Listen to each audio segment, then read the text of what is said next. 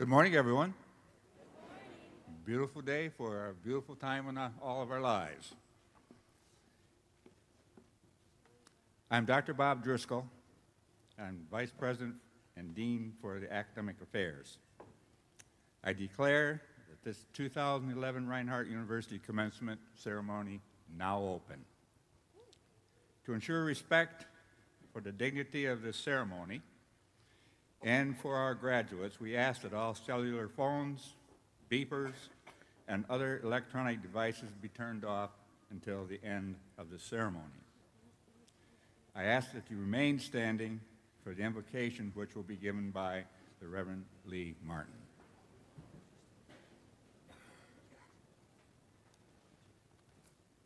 Rejoice in the Lord always. And again, I say rejoice. Today is a day of rejoicing.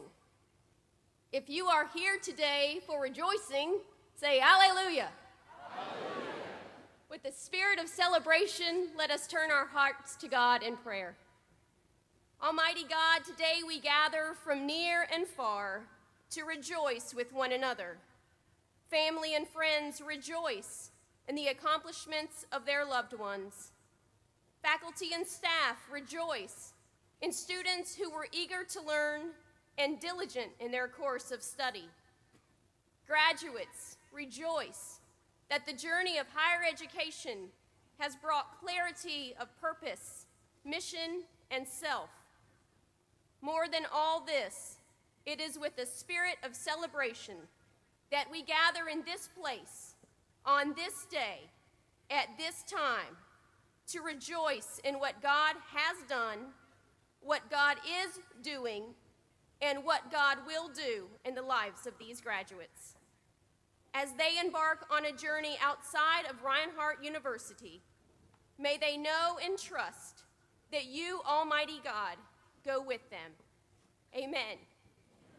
Rejoice in the Lord always. Again, I say rejoice. You may be seated.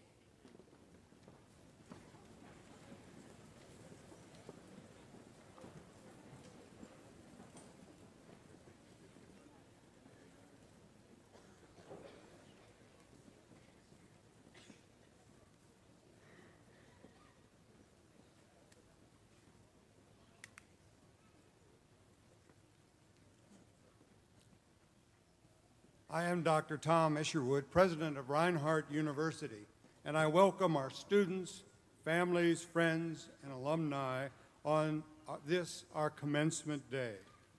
It is a distinct pleasure and honor to acknowledge the chairman of Reinhardt University Board of Trustees and a graduate of Reinhardt, Mr. William G. Hasty.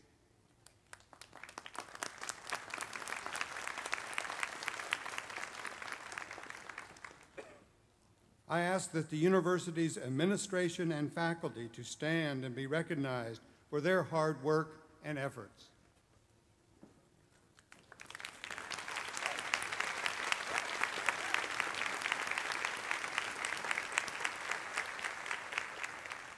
I ask any members of the Board of Trustees present here today in our audience to stand and be recognized.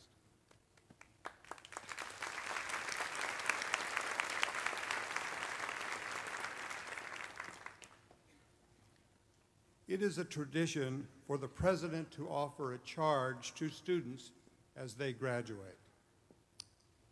To our graduates,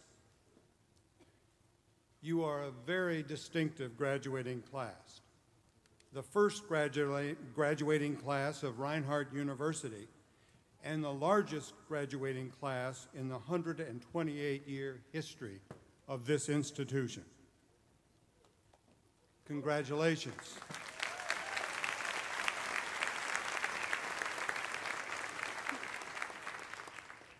There are points in time that you will not forget.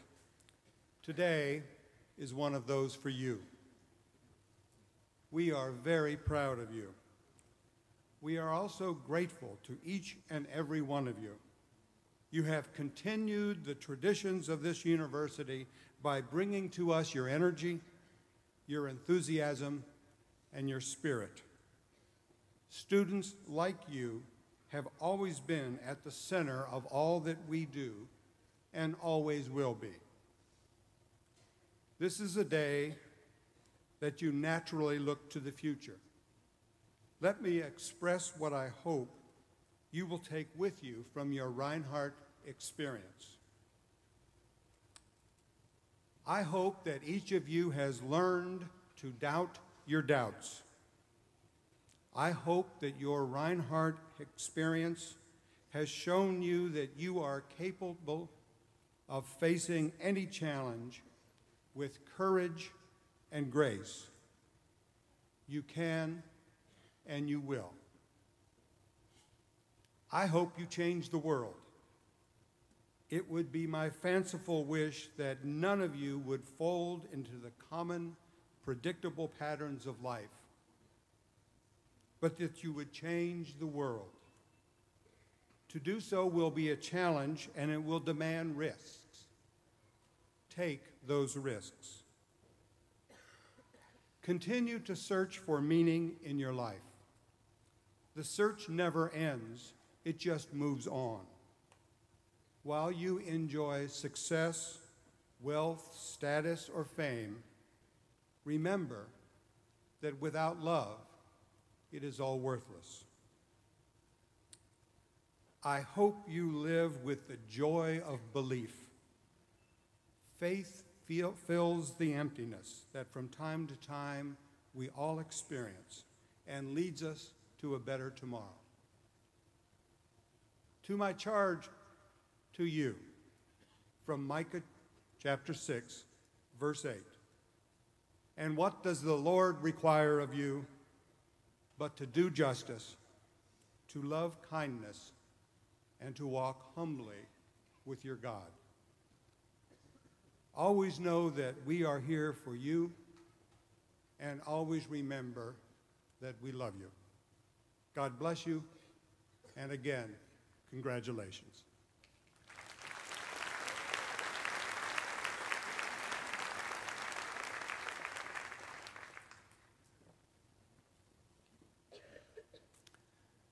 Commencement provides the university community an opportunity to celebrate the accomplishments of its students. Today, we will have a magna cum laude and honors program graduate address our ceremony on behalf of the graduating class of 2011. Please join me in welcoming Ms. Caitlin Sumner.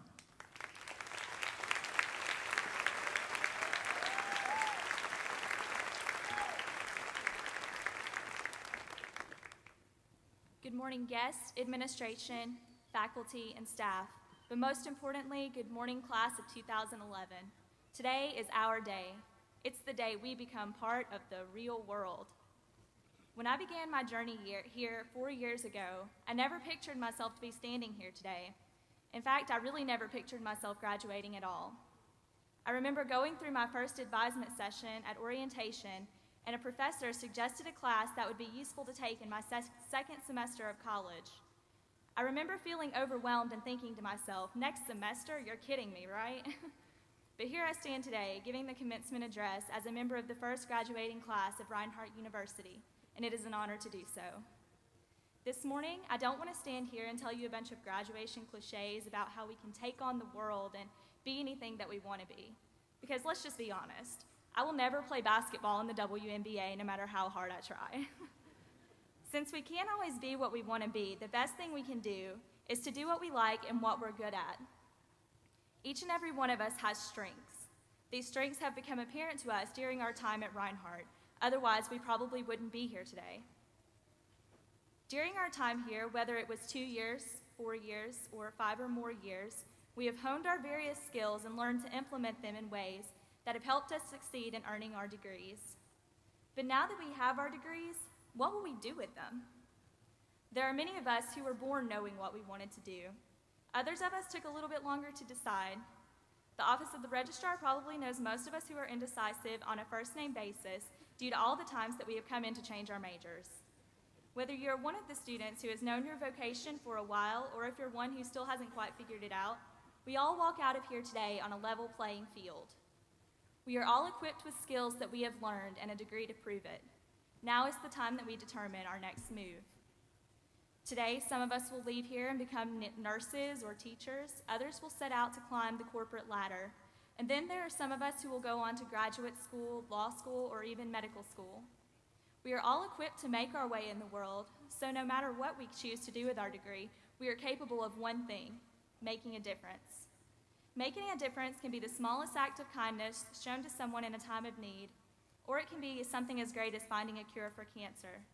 The only obstacle that stands in our way is determining how we can uniquely make a difference. Class of 2011, I want to challenge you. The challenge that I wish to issue comes from a 1969 song that never made it higher than the number 36 spot on the top 40. However, it is a song that our generation might be familiar with. It was featured in the television show Lost. This song, written by Barry Mann and Cynthia Weil and performed by Mama Cass Elliott, is called Make Your Own Kind of Music. I will now read for you select lyrics from the song. I say read because not only will I never play basketball in the WNBA, I will also never have a recording contract. The lyrics I wish to share are as follows. Nobody can tell you there's only one song worth singing. They may try and sell you because it hangs them up to see someone like you. You're gonna be knowing the loneliest kind of lonely. It may be rough going. Just to do your thing is the hardest thing to do. But you've got to make your own kind of music, sing your own special song, make your own kind of music even if nobody else sings along. The reason I issue this as my challenge to you is because making your own kind of music is the best way to ensure that you make your own way in the world. It guarantees a unique path to success. But how do you make your own kind of music, especially with the job market in its present state? The answer is simple, really, and it can be found in the Gospel of Matthew. Chapter 7, verses 7 and 8 provide the best insight as to how to make your own kind of music, so to speak. It reads, "Ask, and it will be given to you. Search, and you will find. Knock, and the door will be opened for you.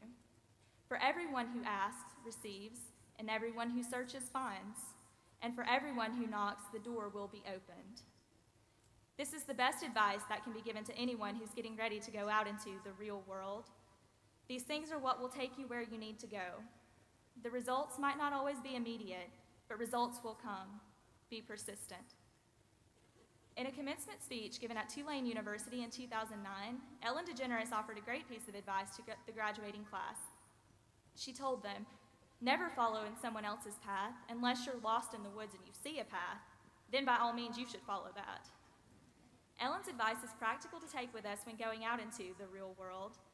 Sometimes it's best to make our own way and not follow someone else's footsteps exactly.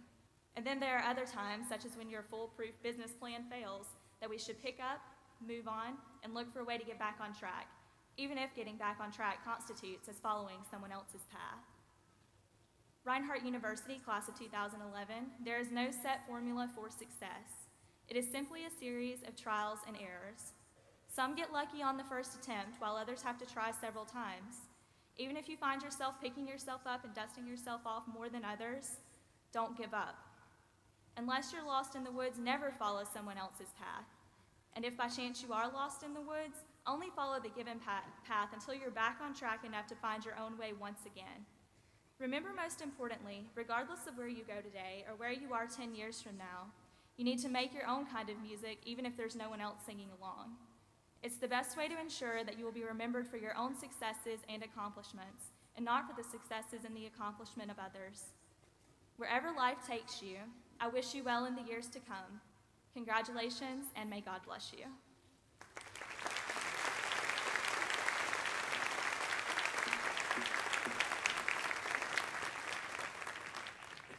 Thank you, Caitlin. I would like to introduce Dr. Dennis McIntyre and the Reinhardt University Choir, who will provide special music for this occasion.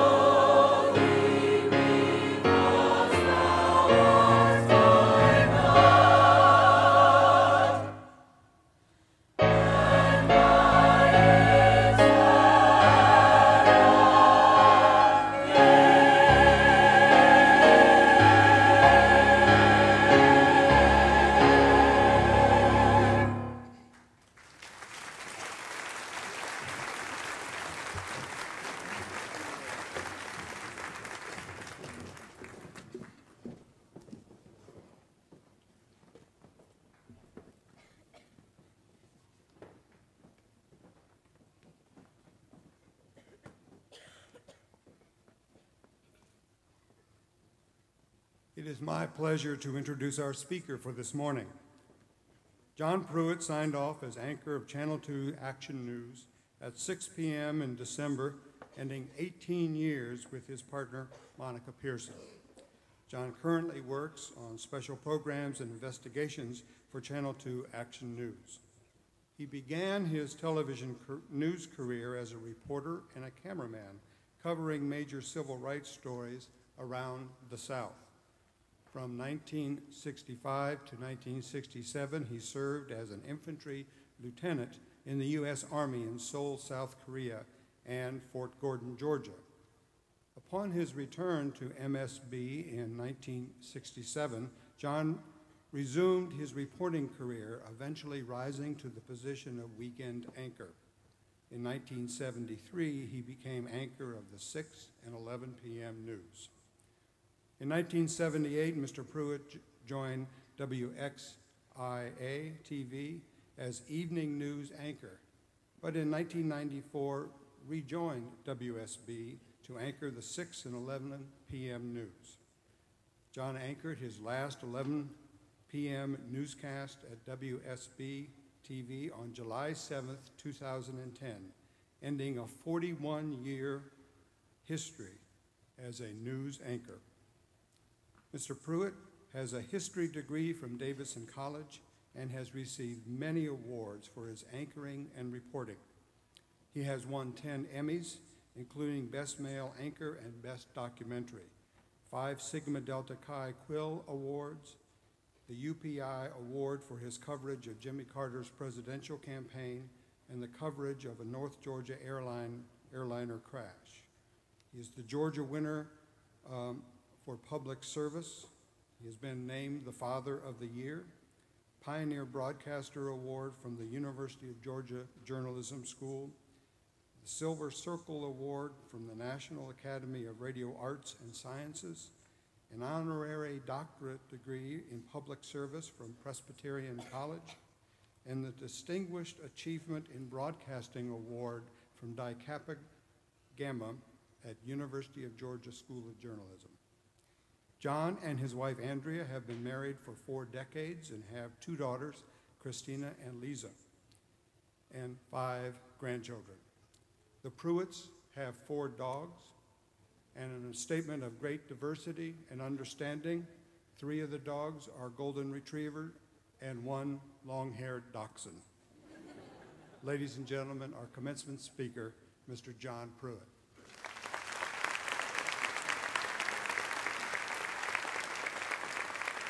Thank you very much.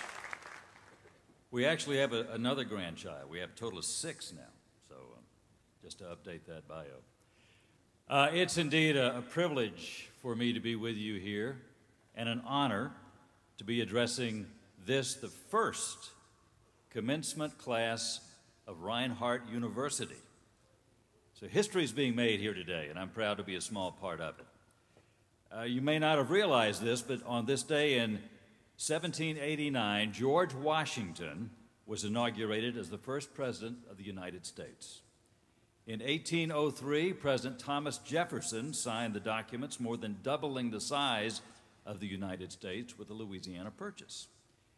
And on this day in 1945, Adolf Hitler committed suicide in his Berlin bunker as Russian troops closed in. And on this day, April 30th, 2011, the first graduating class of Reinhardt University goes forth to make its mark on the world and perhaps make some history of your own. It was interesting to me to read the history of Reinhardt University, I should say. The first graduating class in 1984 consisted of 4 students, 4 graduates. They made history, each of them. Fredonia Blanton taught for more than 40 years at Reinhardt. William Alonzo Covington became a judge. Joseph Sharp became president of Young Harris College, and Lucy Sharp married Dr. R.M. Moore, a civic leader for whom the local elementary school is named. 4 history makers, the first class of Reinhardt. And you carry with you 128 years of Reinhardt history as you graduate today, the latest chapter in the long story of a very fine institution. I was invited to speak to you today because President Isherwood read a memoir that I wrote for the Smoke Signals, which is the newspaper at Big Canoe. It was a retrospective on my career of covering news in Georgia over almost half a century. I wrote of the people and the events that I had covered that changed history, and I wrote about their impact on me. I am a firm believer in the old maxim, you don't know where you're going until you know where you've been. And I agree with William Faulkner, who said, the past is never dead. It isn't even past. So today I'm going to challenge you to look to the past as you look to your futures, which is a tough job for me as a speaker to young people. But I'm going to ask you, look to the past as you look to the future, because in many ways, what has happened before can actually help you chart your course into the uncertain hereafter as you depart the relative safe haven of your college careers. The older you get, the more important history becomes, because you've lived so much of it that history becomes alive. Often, history is not alive in the classroom.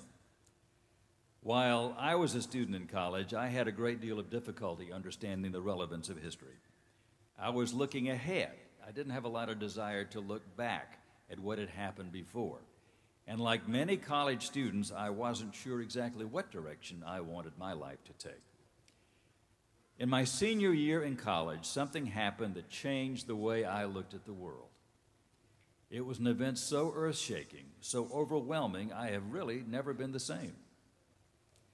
President John Kennedy was assassinated in Dallas, Texas, November 22nd, 1963.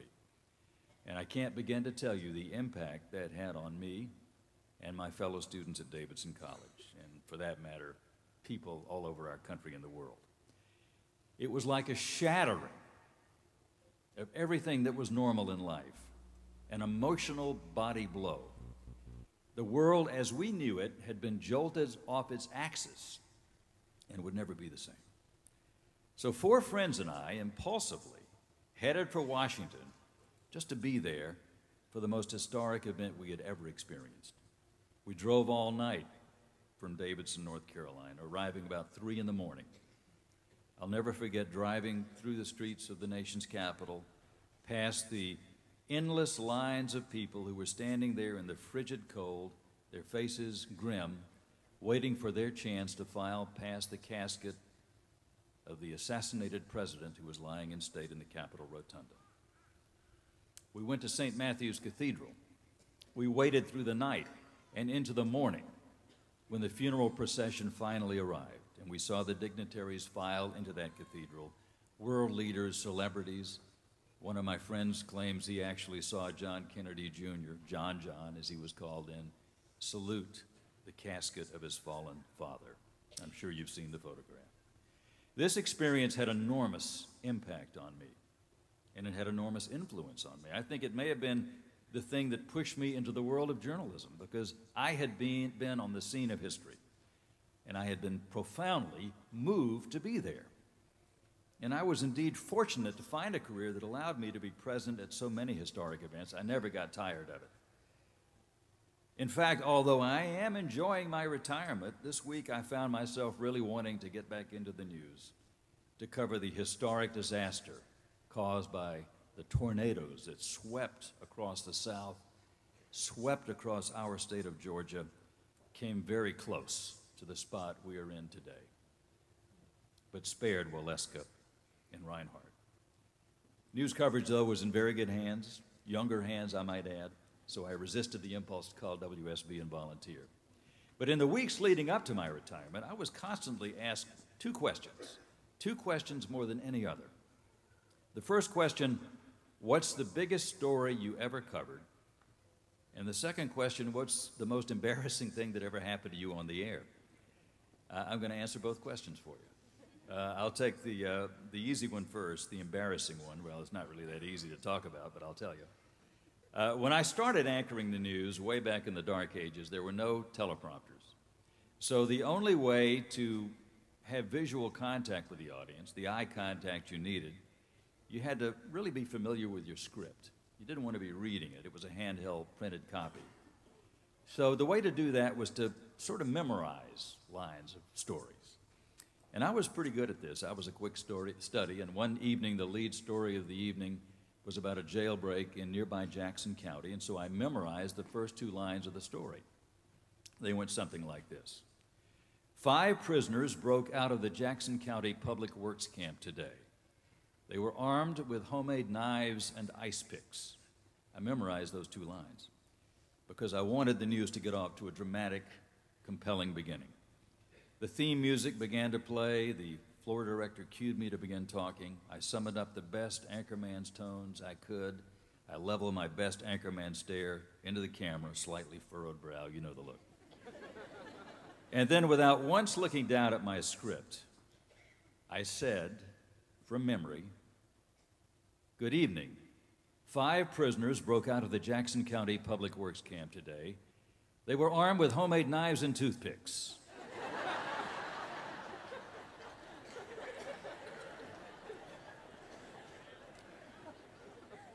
Can you imagine anything more embarrassing happening to an anchorman? I paid a lot more attention to my script after that, and somehow I recovered. So that is the most embarrassing thing. But what about the biggest story I ever covered? The other question everyone asked. And I could not come up with a single story I would call the biggest, and there have been so many big ones. The funeral of Dr. Martin Luther King, the dam collapse in Toccoa that killed 39 people, the inauguration of President Carter, President Clinton. So many stories, the Olympics coming to Atlanta, the Braves winning the World Series. So many big stories, but when it came time to say which is the biggest, I couldn't do it. There was no one story that stood alone at the top. But what about the stories that were smaller, that didn't stand alone as so huge, but when taken together make up a much larger tapestry? The stories that, when put together over the years, form the connective tissue of history. Stories that show how leaders become leaders, how movements become movements, stories about how history changes. So in that regard, my biggest story was a series of stories very early in my career, making up the biggest social revolution of our time, the civil rights movement. You may wonder how something that happened decades ago, which is such ancient history to you, but still alive in my mind as it was then, how this applies to you. But what happened decades ago has affected you in the way you live your lives. And the story continues. It all connects. In the broad sweep of history, no matter where you start, you're always walking right into the middle of something. You can't go back to the actual beginning because there is no beginning. There is no end. History is a continuum. It's not a straight line. It's a rolling wheel.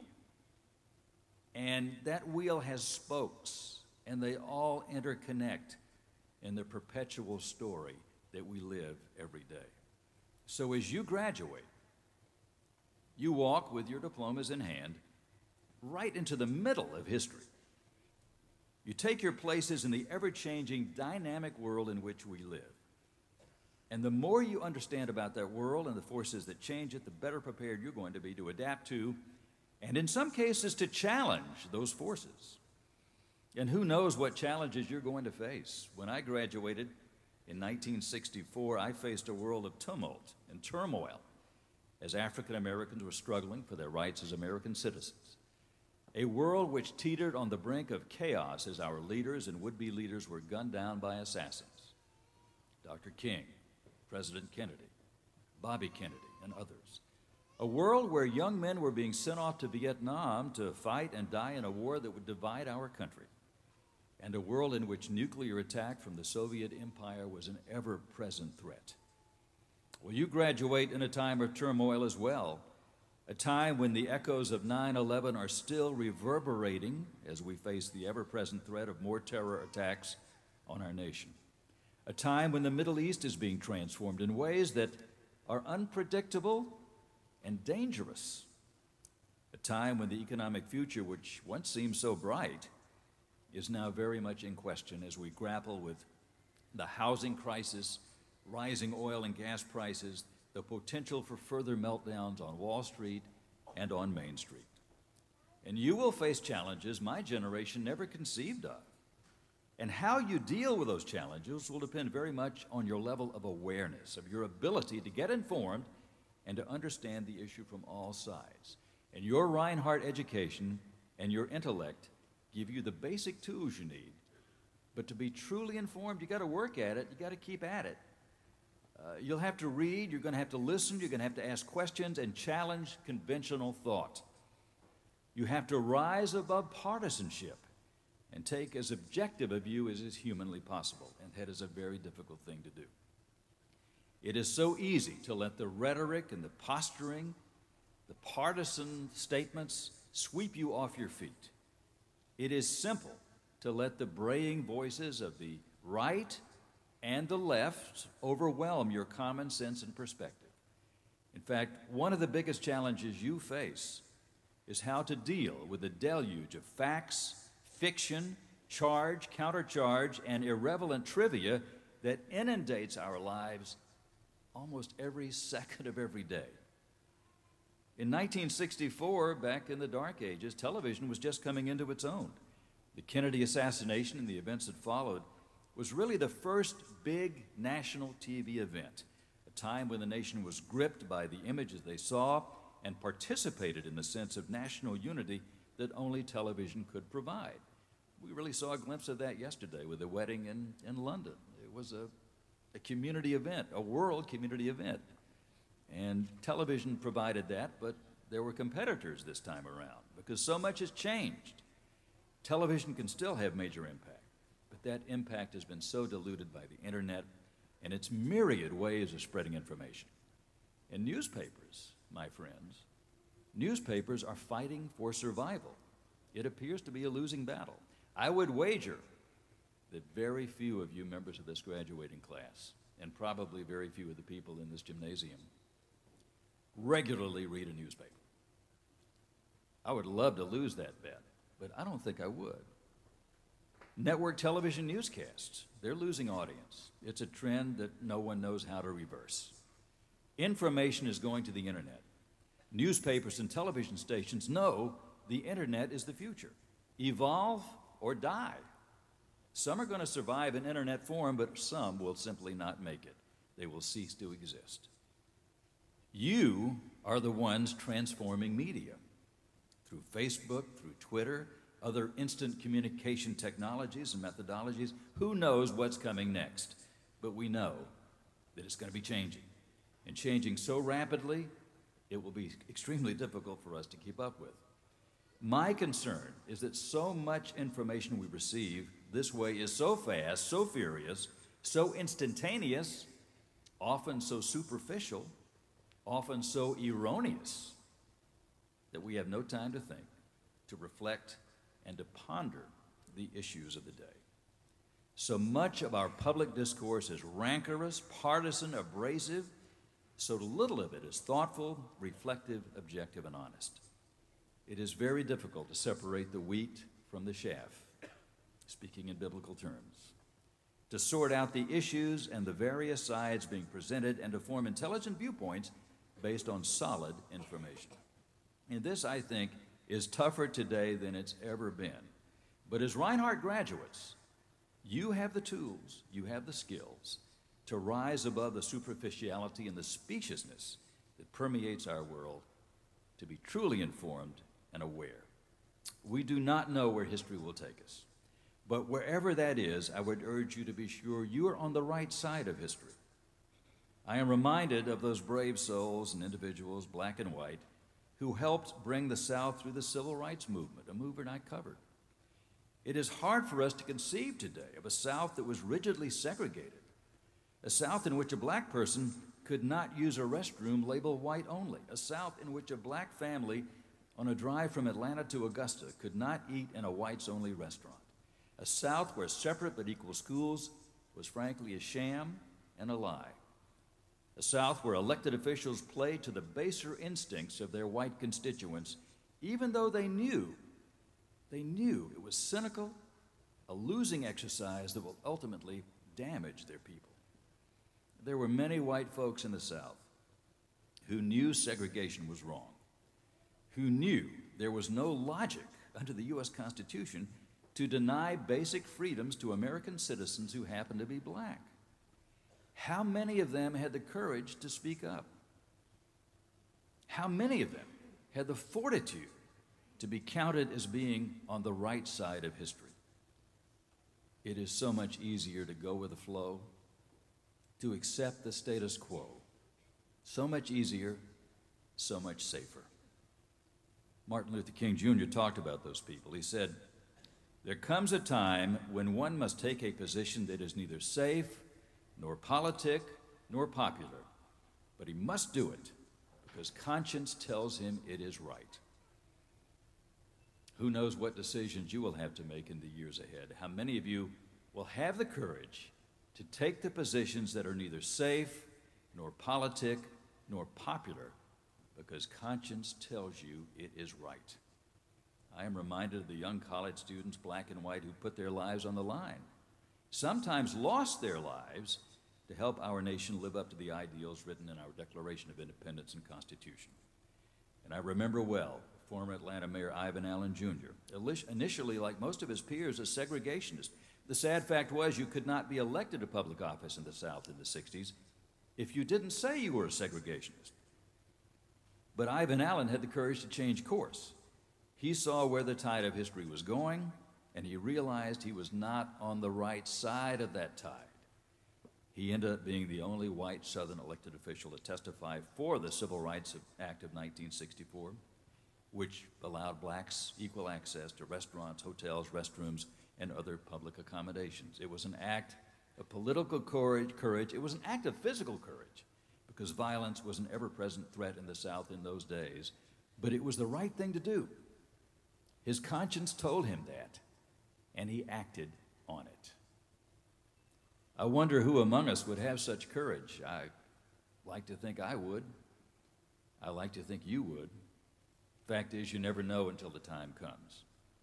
Shakespeare's Polonius perhaps said it best: "This above all, to thine own self be true, and it must follow as the day the night, thou canst not be false to any man."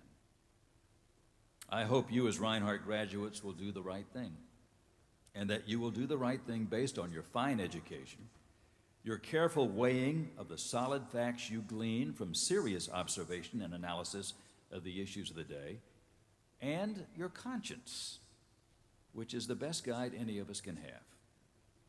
It will not be easy. It may involve discomfort and sacrifice, and it may require courage. Being on the right side of history often does, but I am confident as Reinhardt graduates, you will rise to the occasion. I have spent so much of my career talking with young people, urging them to keep up with current events, to embrace their educational opportunities, to get involved in their communities through volunteerism, through service, through the political process. As graduates of Reinhardt, you have an obligation. You have an obligation to be involved. Your degrees offer a future of personal advancement, but those hard-earned degrees also infer a responsibility to use your education, not only for personal growth and gain, but also for making our communities, our state, our nation better places to live. Your education puts you on the brink of a brave new world of discovery. And the most wonderful thing about higher education, and particularly a liberal arts education, which is something you should treasure always, is that it makes you realize how little you really know. And that's a gift. That's a blessing, to realize you don't know that much.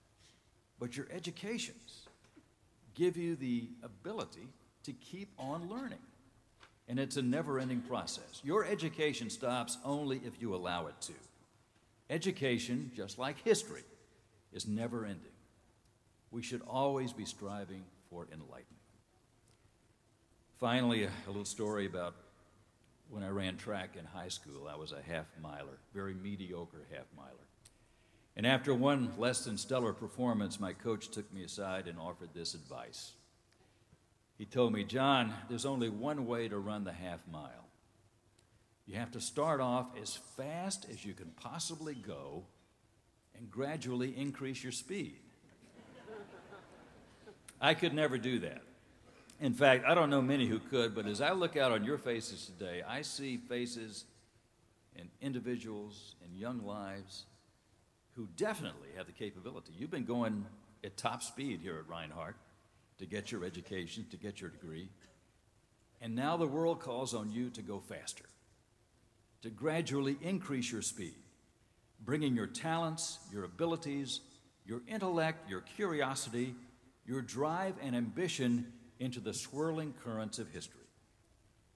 I am confident that the Reinhardt University class of 2011 will play its proper role in shaping our history for the better. I wish you good luck and Godspeed. Thank you.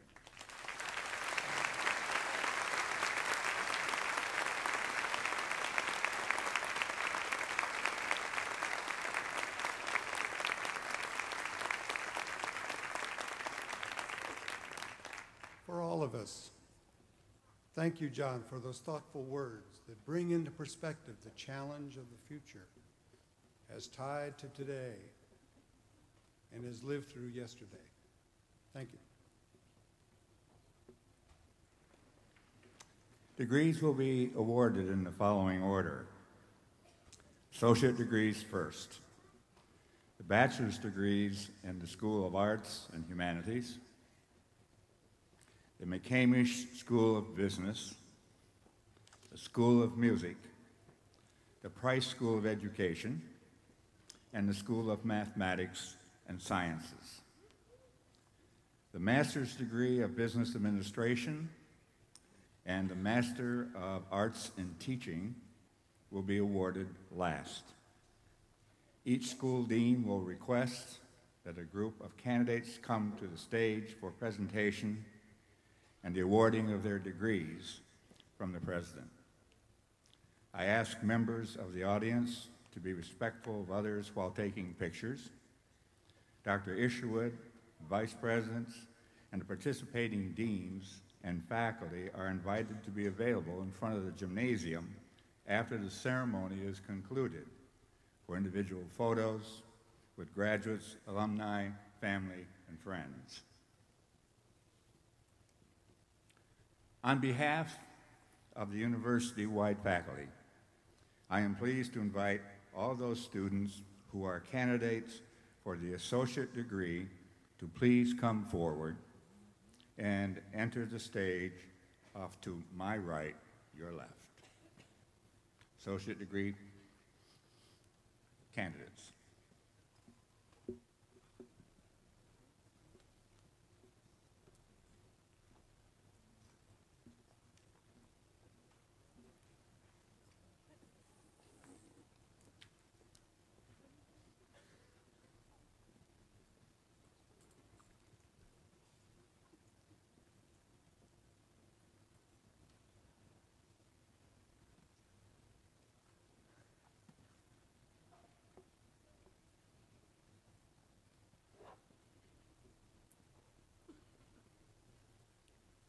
Ryan Allen Brimfield.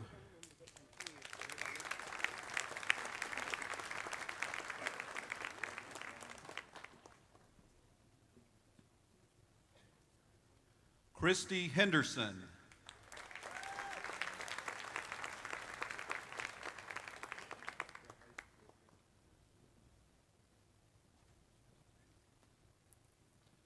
Jennifer Lynn Liphart.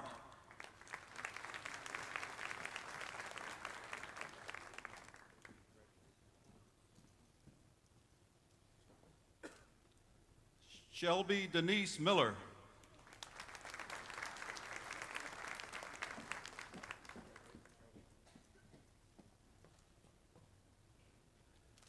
Allison Leah Tennant.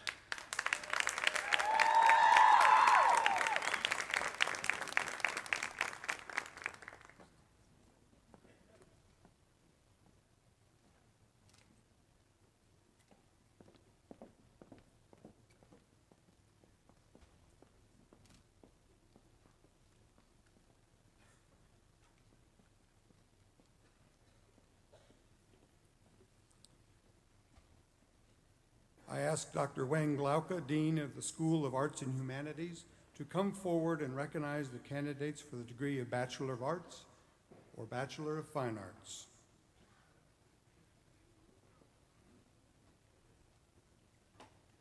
As Dean of the School of Arts and Humanities, I am pleased to invite the candidates for the degree of Bachelor of Arts and the Bachelor of Fine Arts to come forward for a presentation of their degrees.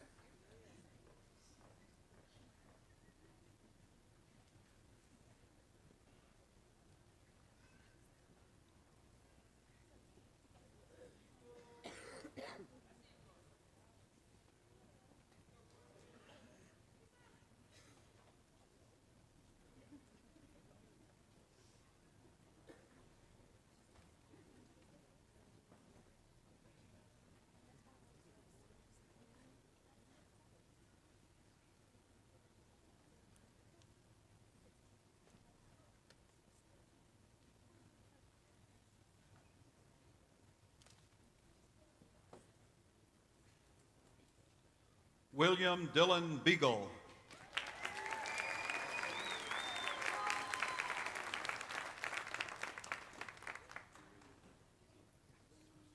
Ariana Marie Bromley, cum laude.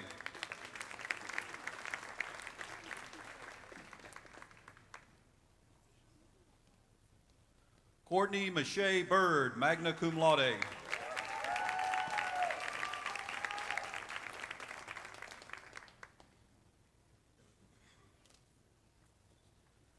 Christopher Charles Cartwright, cum laude.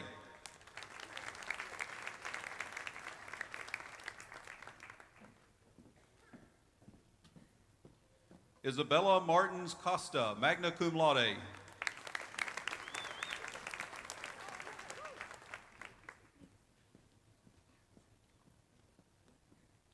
Aaron Stephen Darling.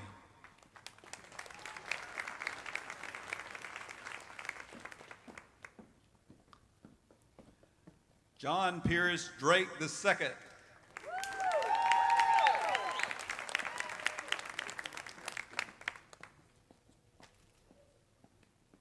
Emil M. Ennis Jr., magna cum laude, honors program graduate.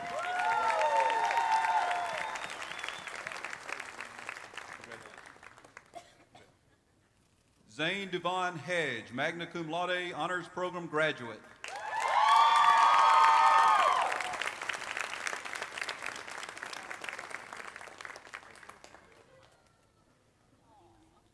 Tyler Blake Henson, summa cum laude, honors program graduate.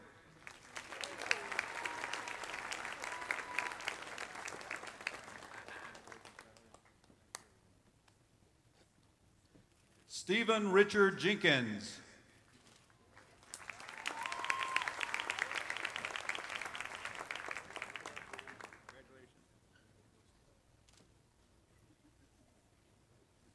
Nikita Christina Kelly.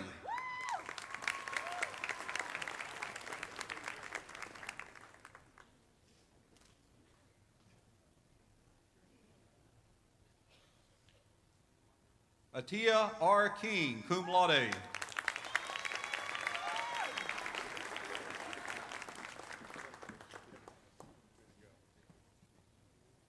William Craig King, magna cum laude.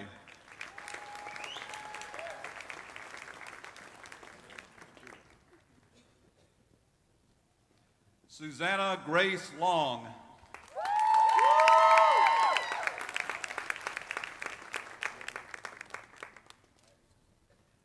Matthew Hunter Martin.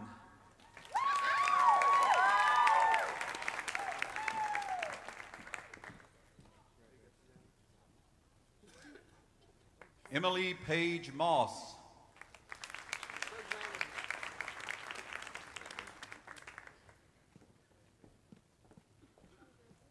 Joseph Odugbella.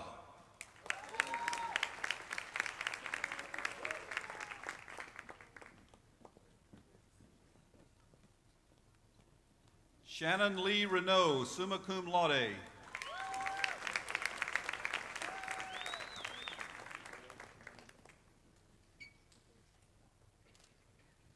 Barbara Lingerfeld Stamey, summa cum laude.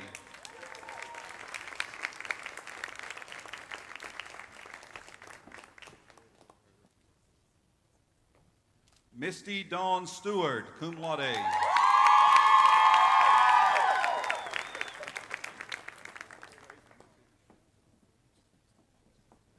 Devin Gray Stone, cum laude.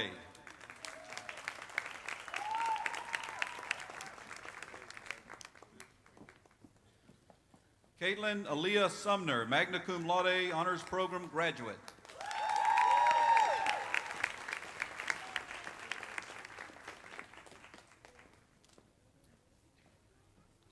Heather Maria Tatham, cum laude.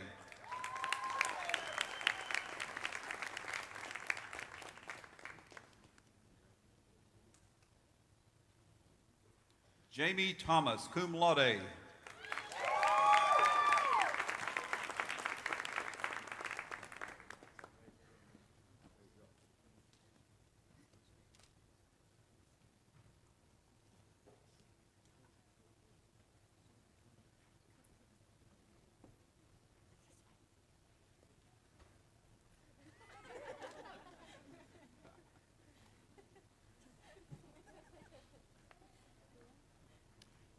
I ask Dr. Donald Wilson, Dean of the McCamish School of Business, to come forward and recognize the candidates for the degree of Bachelor of Arts and Bachelor of Science.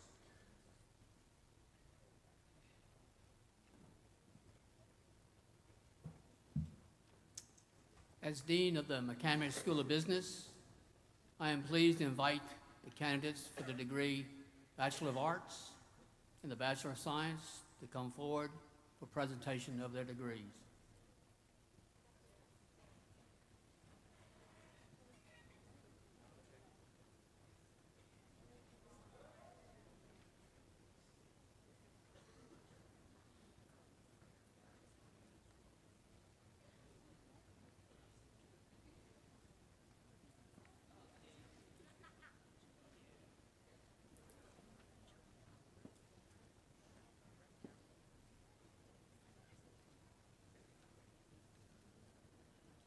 Gregory Allen Abbott.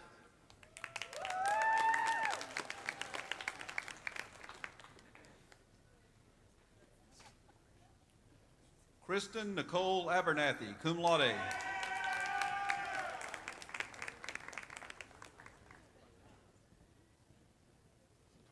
Gil Bacht.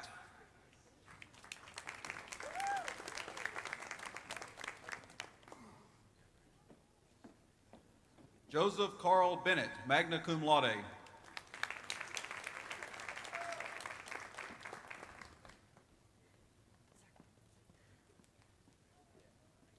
Michelle R. Bombard.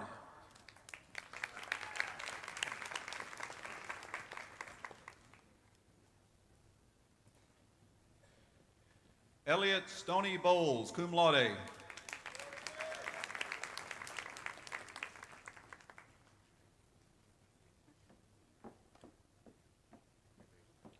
Richard Lee Brodowski.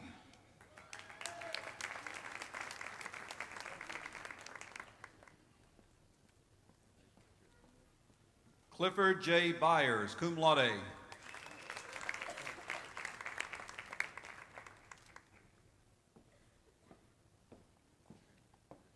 Brenda Lee Carney, cum laude.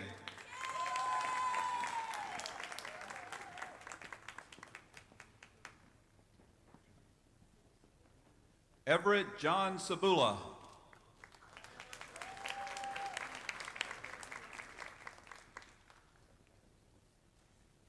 Lisa Ann Collette, magna cum laude.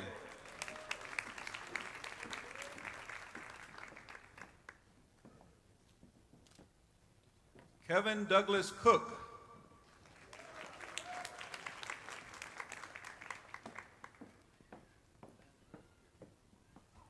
Stephen Christopher Elder.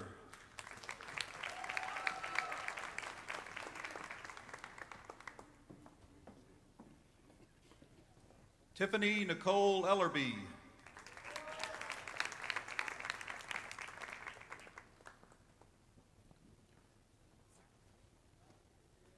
Krista Lynn Evans, magna cum laude.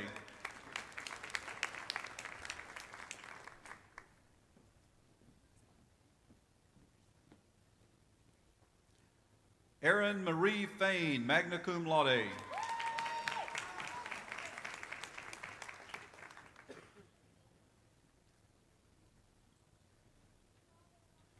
Sandra Ferguson Hooper, cum laude.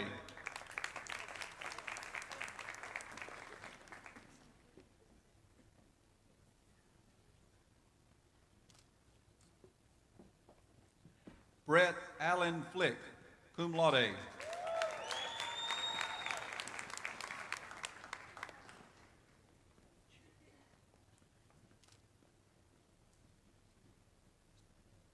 Daniel Joseph Formato.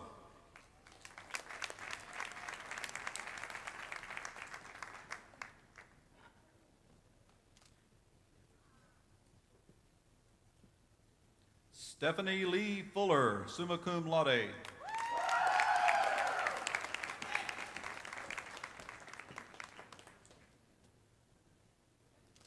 Karina Lynn Gask, cum laude.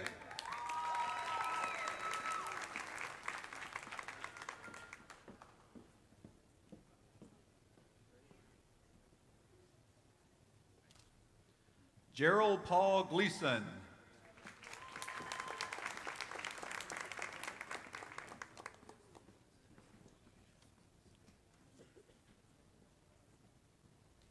Katie C. Gloca, cum laude.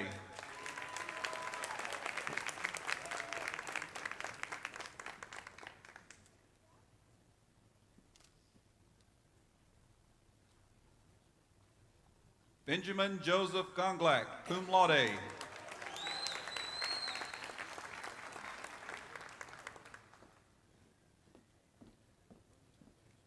Jabriel Mylan Guyton.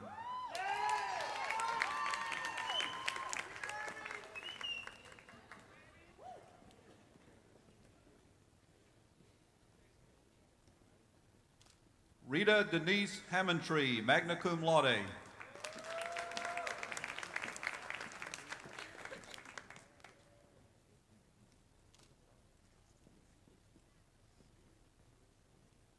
Andrew Cole Henson.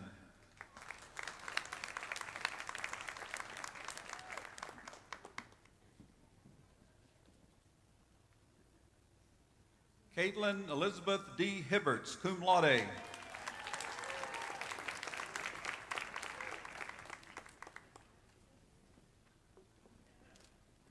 Brian Michael Hill, cum laude.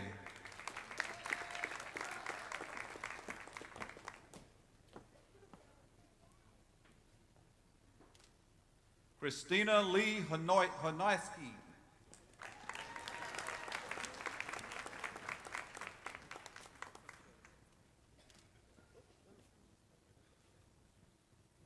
Heather Mary Hundelt, magna cum laude.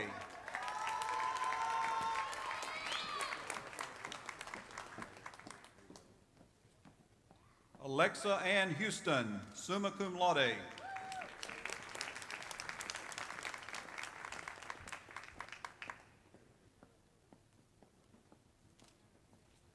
Daniel M. Kamathari.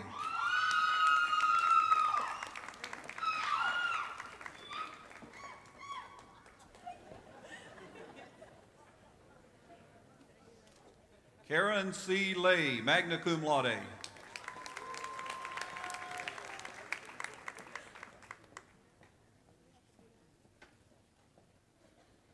Cody Andrew Leak.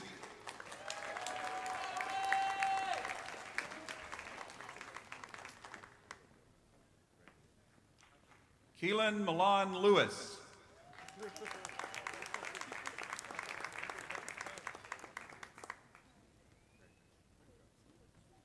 Barbara Ann Littlejohn, summa cum laude.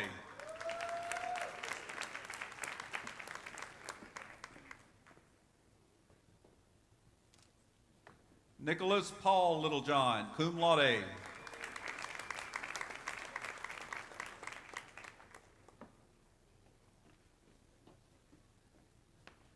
Samuel Andrew Lockridge, magna cum laude.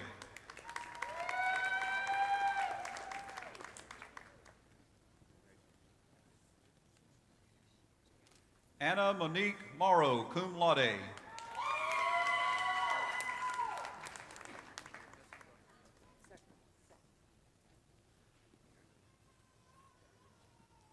James Edward Mayo, summa cum laude.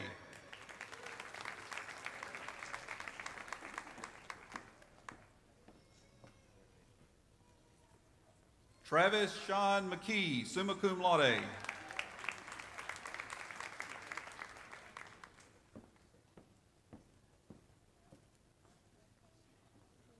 Howard A. Miller, summa cum laude.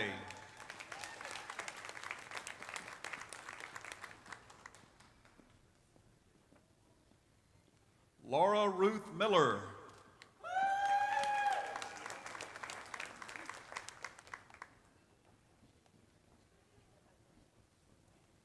William Anthony Mitchell.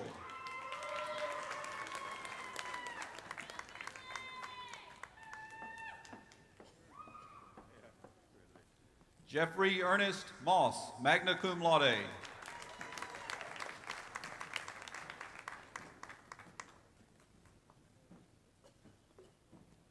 Kevin Lee Mowry.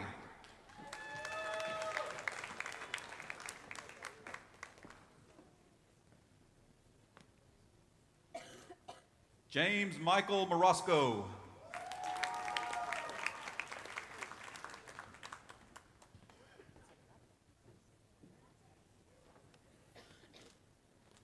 Melissa Ann Nevis.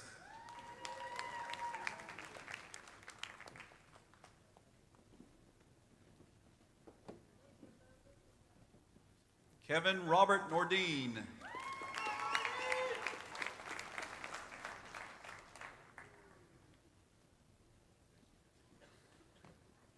Sean Patrick O'Keefe, magna cum laude.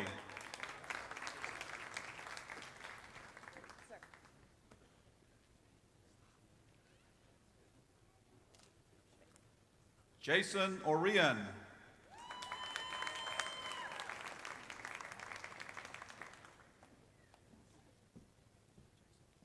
Francisco Ricardo Ortega Grippa, magna cum laude.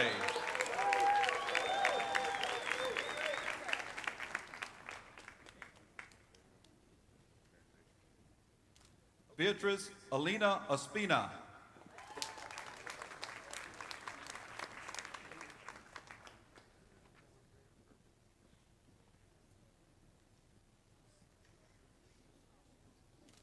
Philip Overby, cum laude.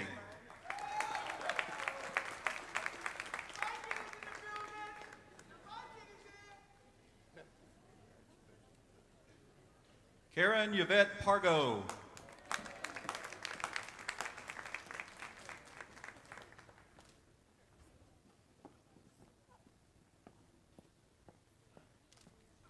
Anthony Fairbanks Pegg, Jr.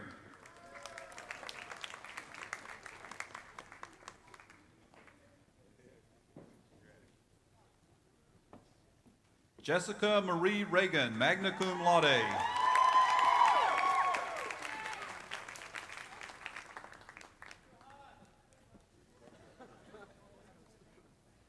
Mandy Lou Renta.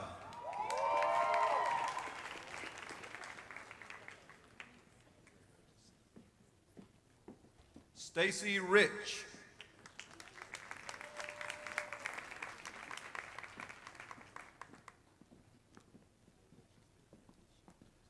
Constance Kelly Robertson, cum laude.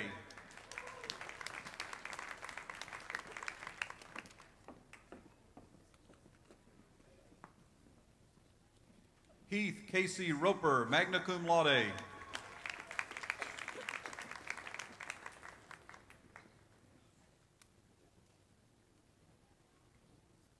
Daniel Nathan Rucker.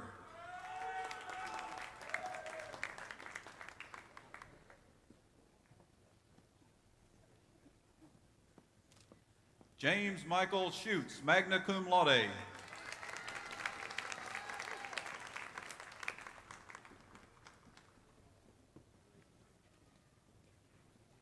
Charles Walton Sheffield III.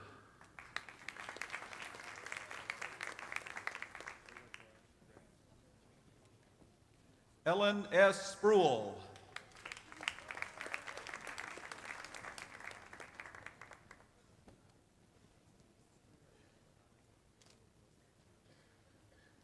Nicole M. Stark.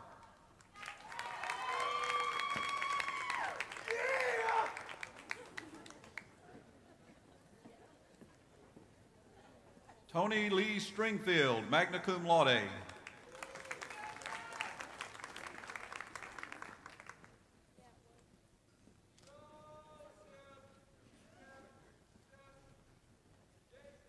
Joseph Louis Tatro.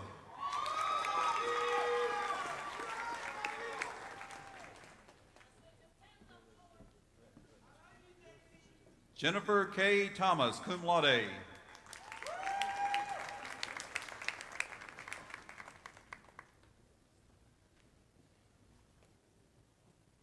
Jonathan Sharif Thomas.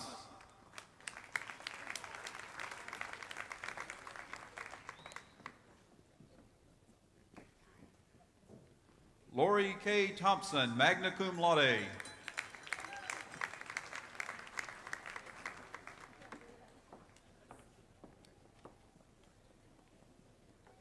Philip Gwynn Tucker, summa cum laude.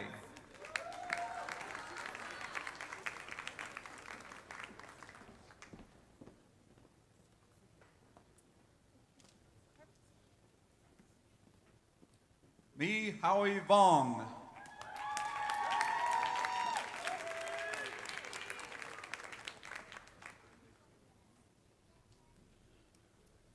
Clinton Chase Williams.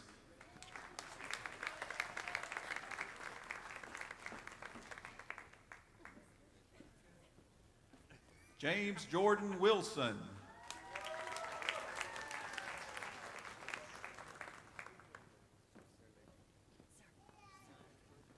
Mary Alexis Wilson.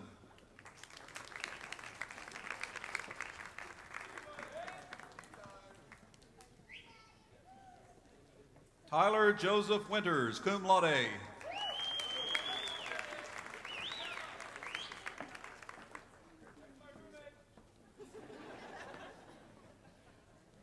Gwendolyn Diane Yarbrough, summa cum laude.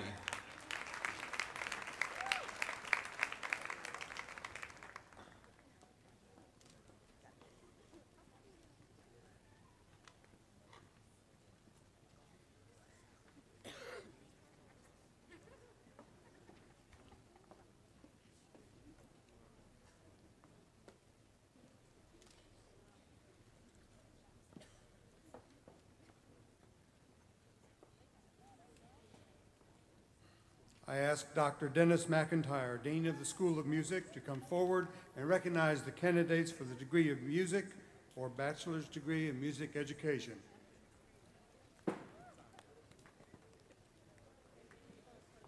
Good morning. As Dean of the School of Music, I am pleased to invite candidates for the degree of Bachelor of Music or Bachelor of Music Education degree to come forward for the presentation of their degrees.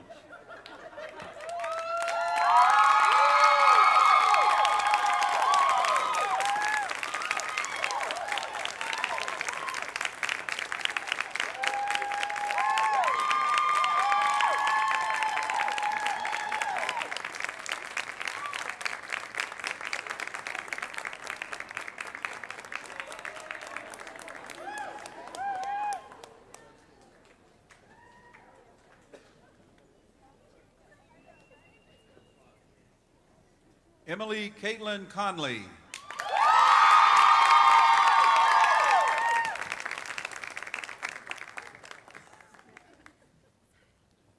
Julia Sheridan Cook, magna cum laude.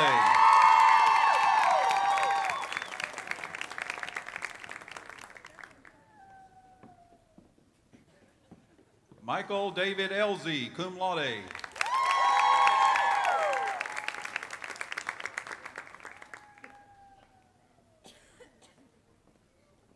Evelyn Helen Farley, magna cum laude.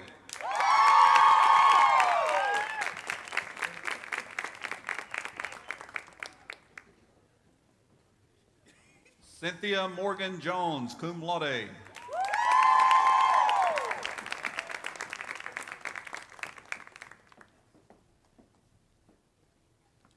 Jennifer Lynn Laminack, summa cum laude.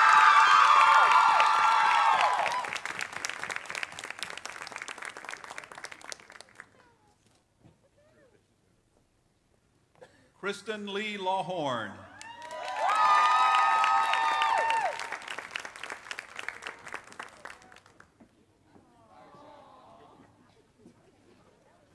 Chastity Taiwan Miller.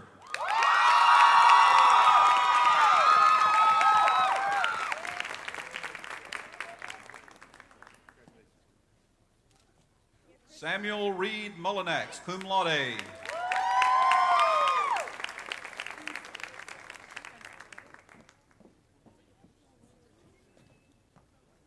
Timothy Frank Parham.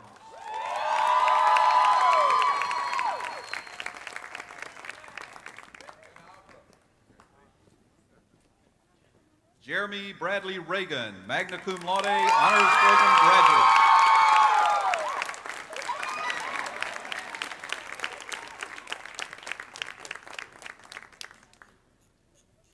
James David Smith, cum laude.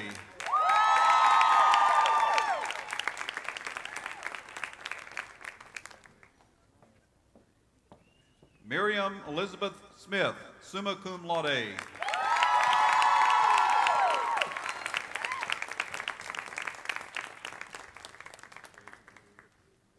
Ashley A. Young.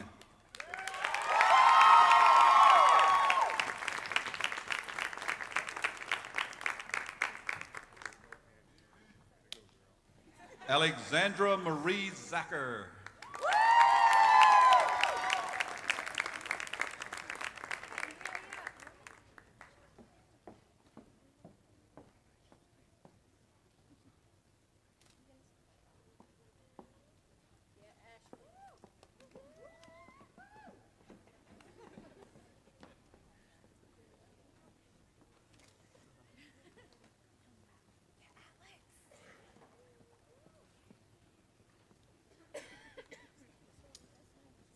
I ask Dr. James Curry, Dean of the Price School of Education, to come forward and recognize the candidates for Bachelor of Science in Education.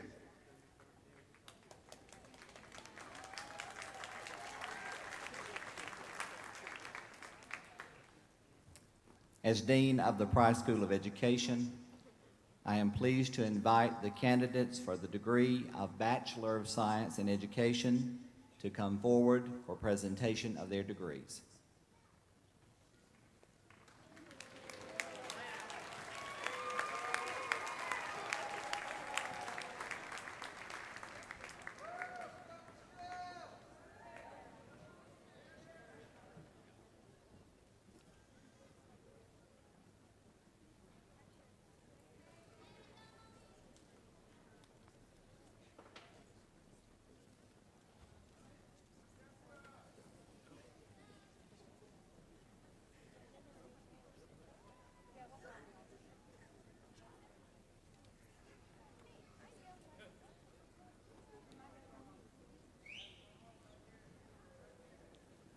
Ryan Christopher Asian.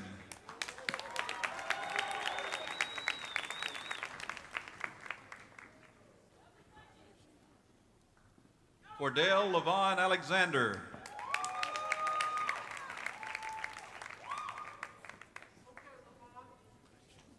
Deborah Lynn Anderson, summa cum laude.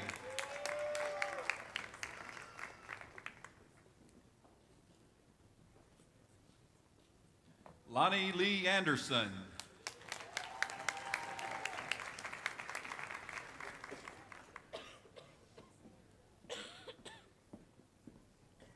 Kristen Morgan Bassoni.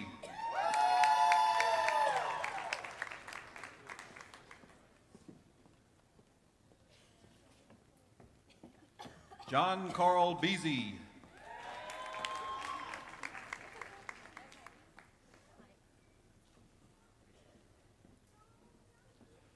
Laura Baziak Blake, magna cum laude.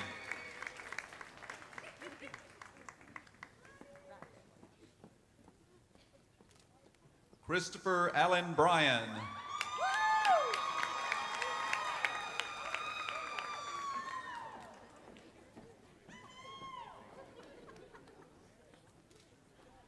Beverly Gale Birch.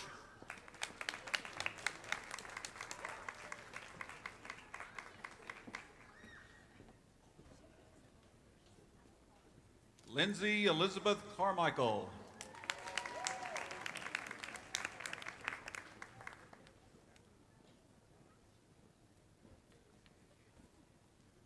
Allison Carol Carter, magna cum laude.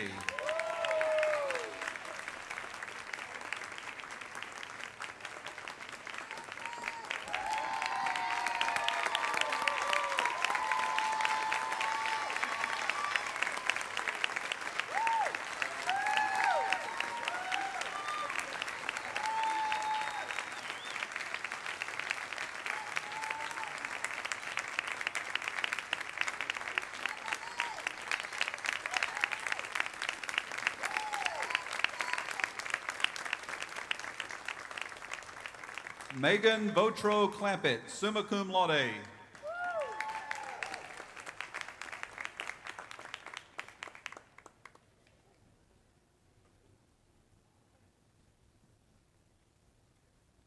Danielle Lori Cochran, magna cum laude.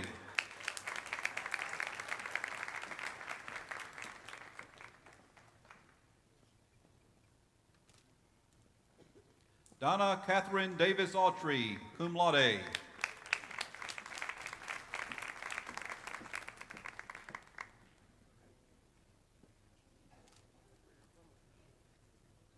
Angie Morgan DeFore, cum laude.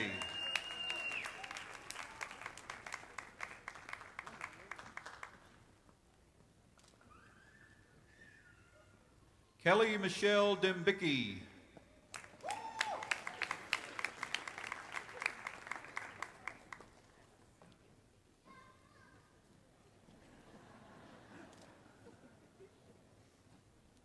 Lisa Ann Dapiero, summa cum laude.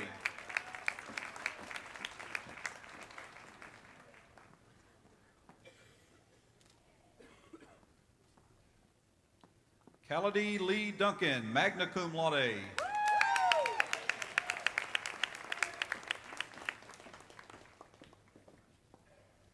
Lynn Williams Dunn.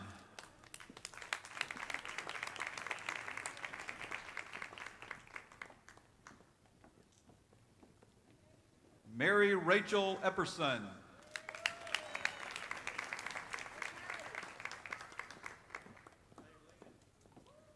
Cynthia Michelle Farmer, magna cum laude.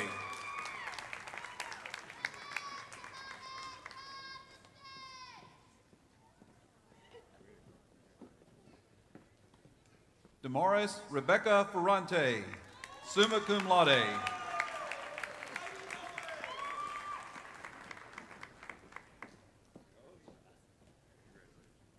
Julie Edge Freeze.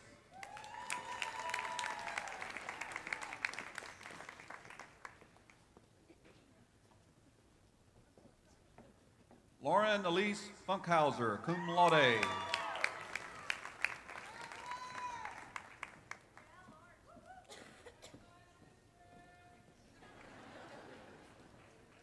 Kelsey Rose Gallion, summa cum laude.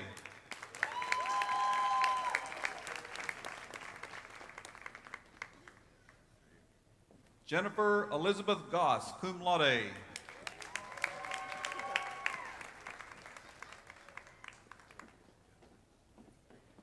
Lauren Marie Hopkins.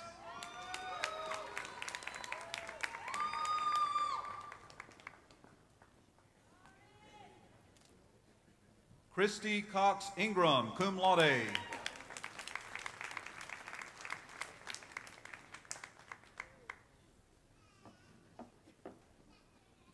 Ricky H. Johnson.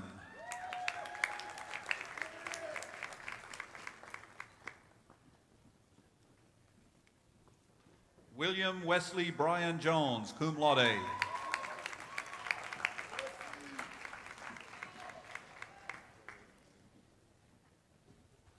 Angela McPherson Keener.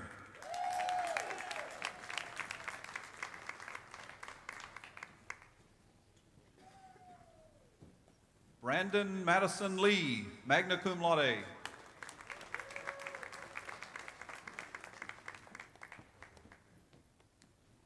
Melissa Mary Long, magna cum laude.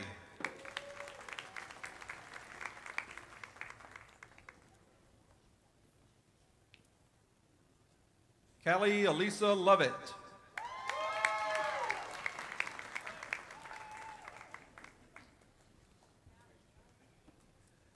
Amy Green Mason.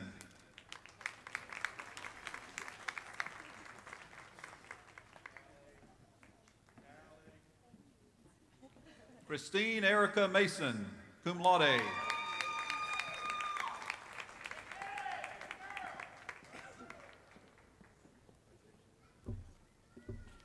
Gina Evans Macero, cum laude.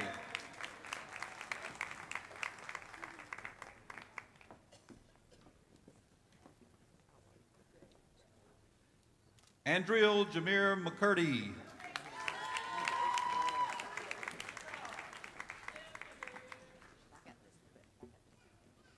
Ryan Christopher McDowell, magna cum laude.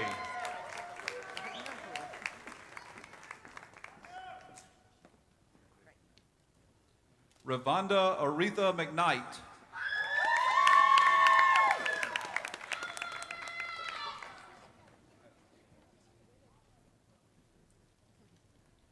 Stephanie Whitlock Maleshko, magna cum laude.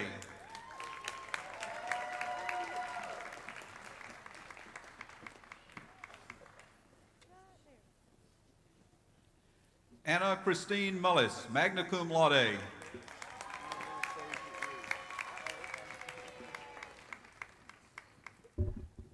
Mary Willette Nikoloff.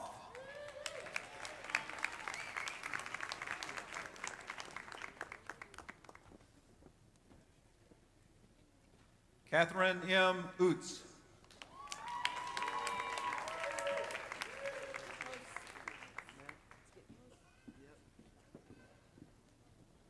Michelle Ponton Parrish, cum laude. Go, Michelle!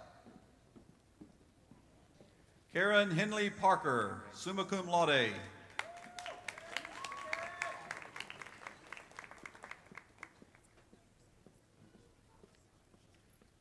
Nicole Parrott. Michelle, you're awesome!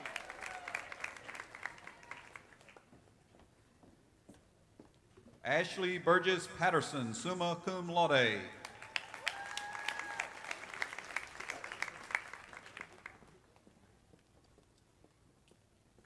Dwayne Michael Payne, cum laude.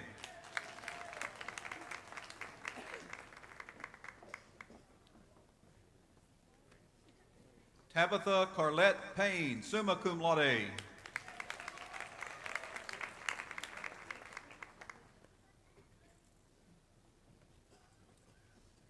Lauren Nicole Polly.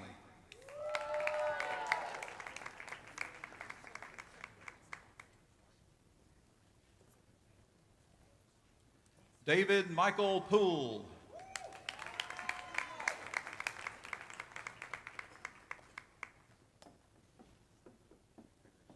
Judith Ann Ross, magna cum laude.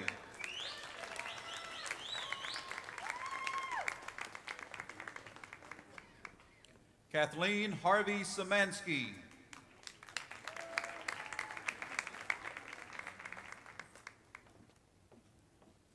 Justin Michael Sleed, magna cum laude.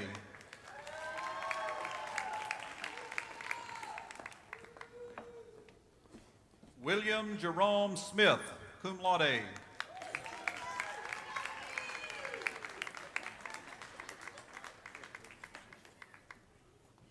Sabrina Renee Smithers, magna cum laude.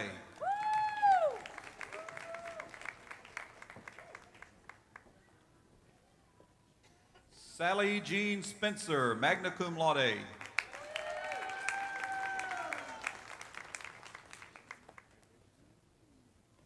Christina Michelle Spivey, cum laude.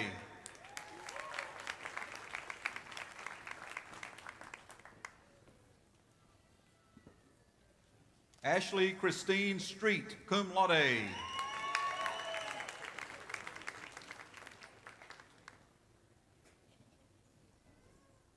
Samantha Jo Tarver, magna cum laude.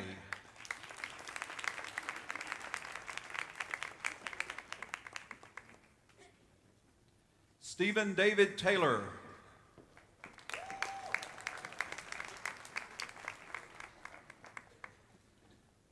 Courtney Brooke Tillman.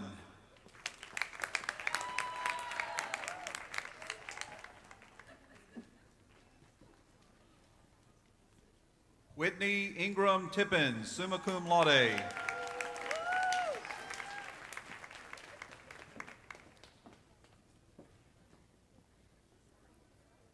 Melinda Elrod Torrance.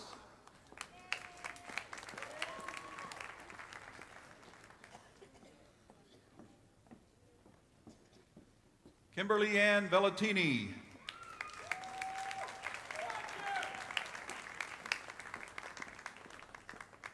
Carol Ann Watkins, summa cum laude.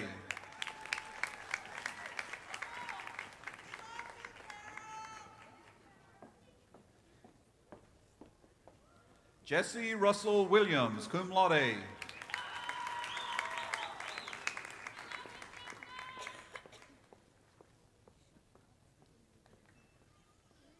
Melanie Monique Williams.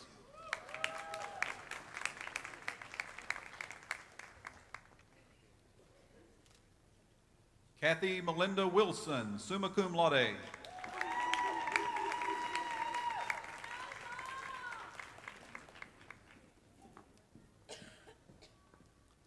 Melsina Dunn Woody, magna cum laude.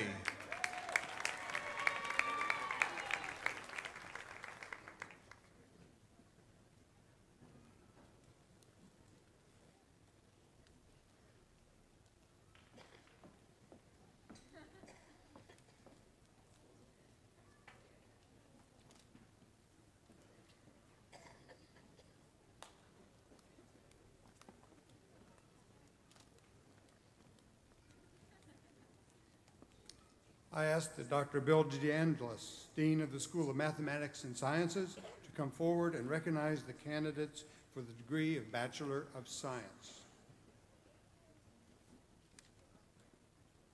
Good morning. As a Dean of the School of Mathematics and Sciences, I am pleased to invite the candidates for the degree of Bachelor of Science to come forward for the presentation of their degrees.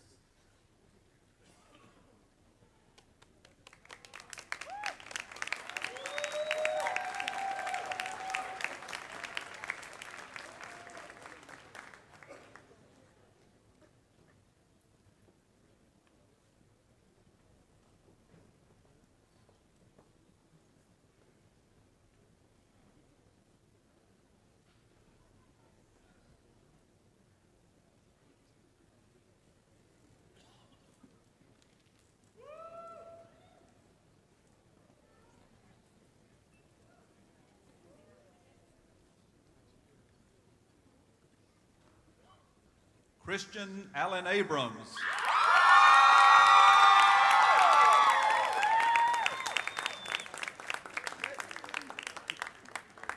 Callie Elizabeth Bateman, cum laude.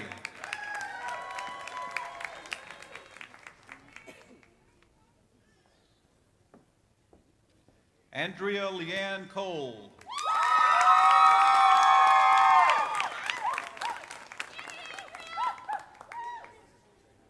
Molly Ann Comiskey.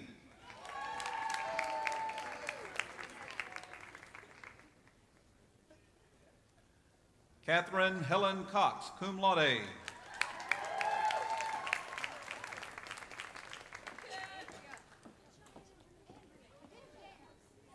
Brandy Lee Fitz, magna cum laude.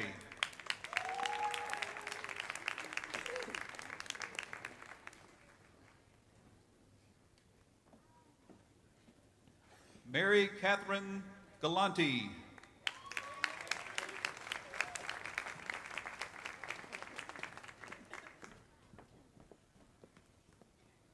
Karina Lynn Gass, cum laude.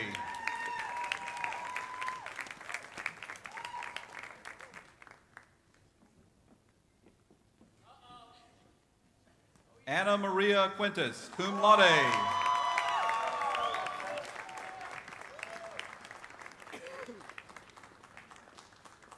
Jessica Susan Johnson, cum laude.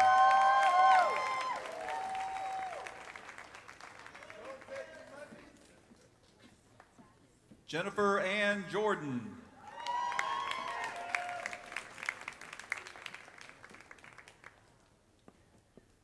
Megan Elizabeth Lane.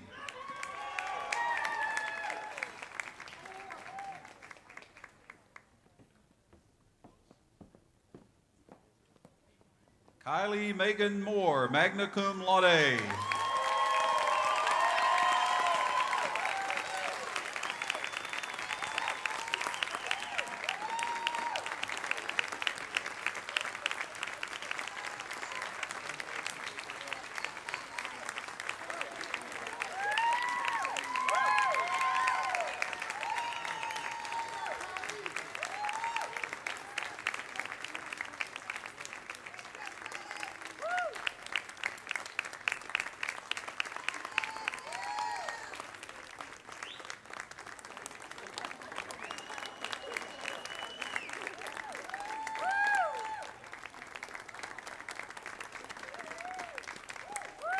Courtney Elise Rigsby, summa cum laude.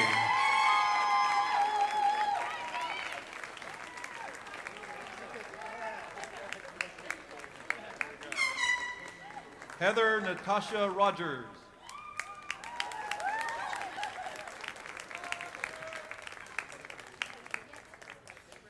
Kyra Lee Seaman.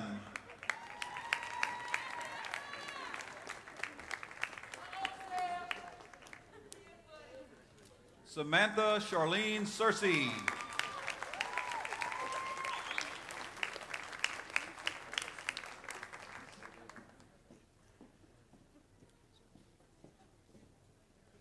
Ashley Diane Sharpton, summa cum laude.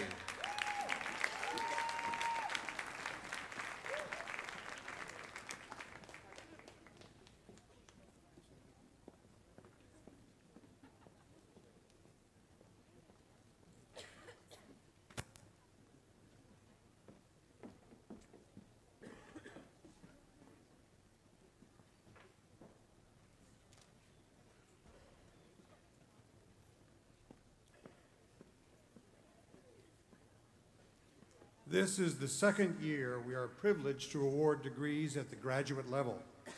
In addition to the Masters of Business Administration, we will award the Master of Arts in Teaching for the first time. Speaking to us on behalf of all graduate students is Ms. Karen Hunt.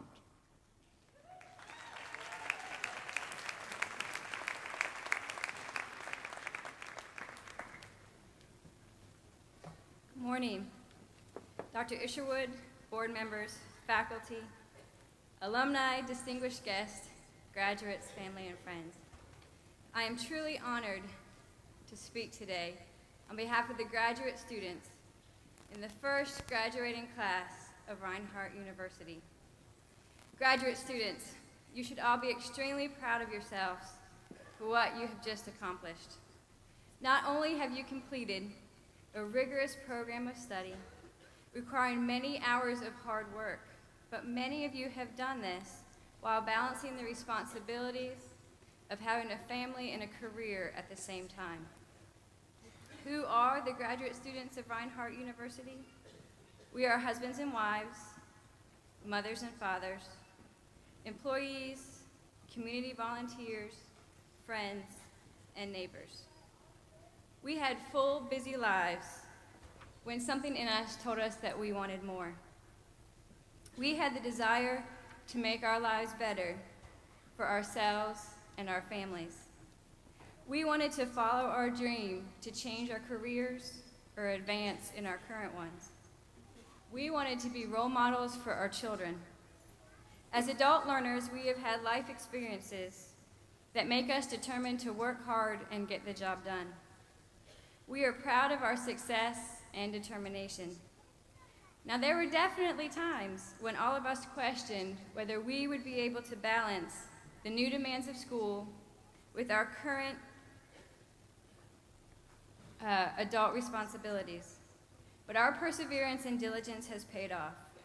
We are proud of our amazing accomplishments, and most importantly, the role models we have become for our families. I would like to take this opportunity to thank all of our families, our spouses and children, for your dedication and support of our educational goals. Without your support, the past 2 years would not have been a success. Thank you for sacrificing our family time, putting up with our chaotic schedules, ignoring the long hours we spent in front of the computer, and eating the quick, mediocre microwave dinners as we rushed out the door to class. I know that my husband will be very happy to have his wife back, and I know that many of you will be happy to have your family members back as well. But through it all, you remained committed and supportive of our achievements because you believed in us and our goals. Thank you.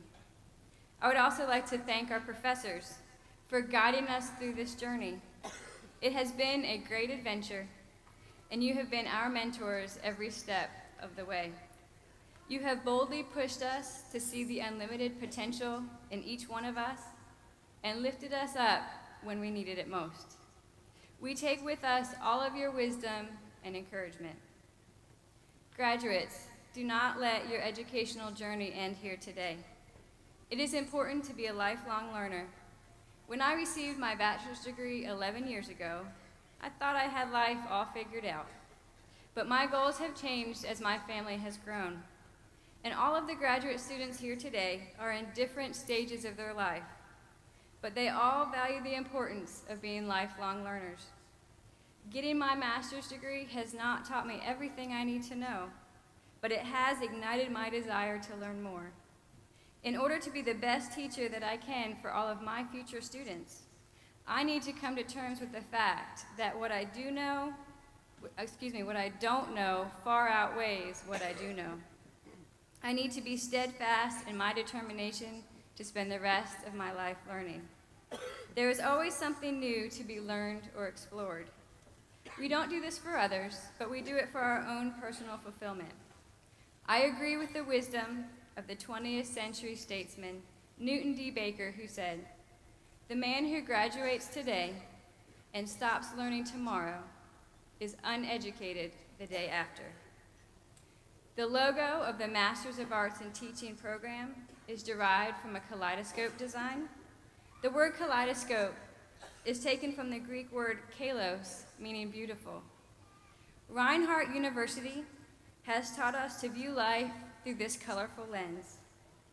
To all graduates, the accomplishments that we celebrate here today are a reflection of what we can achieve when we turn the lens and look at life from a new perspective. Embrace the challenges you will face by viewing them with determination, flexibility, and optimism. Most graduation speeches tell graduates to go change the world. Today, I tell you to continue turning your lens, enjoy the beautiful view, and then turn it again to a new challenge and find an even brighter, more vibrant tomorrow. Congratulations on your accomplishments, and God bless you.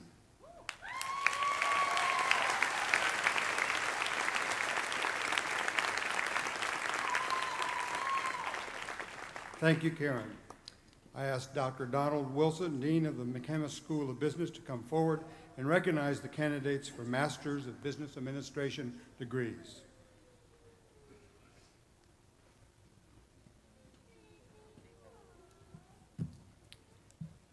As Dean of the McCamish School of Business, I'm pleased to invite the candidates for the Master of Business Administration to come forward for presentation of their degree.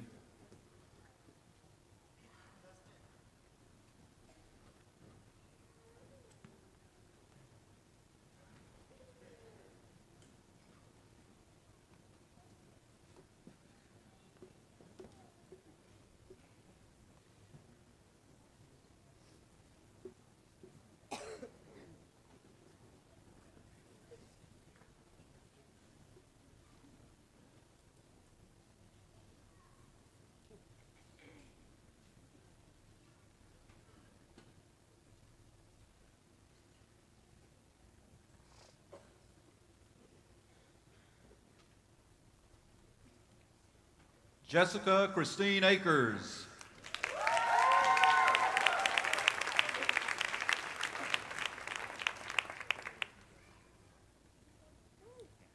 Adam Scott Corrigan.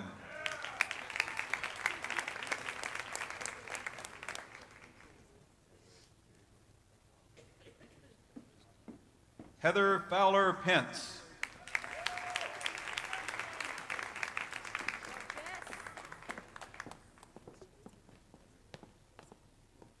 Craig D. Saratella.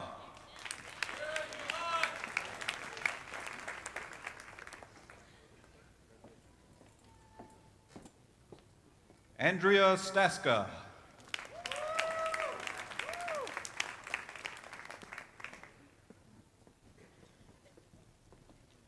Terry L. Stout.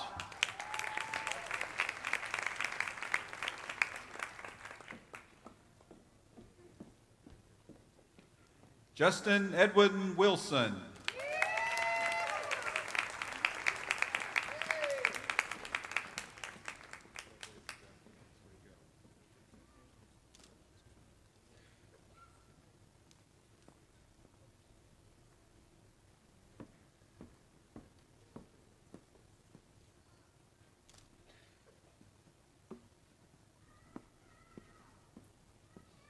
I ask Dr. James Curry, Dean of the Price School of Education, to come forward and recognize the candidates for Masters of Arts in Teaching degrees.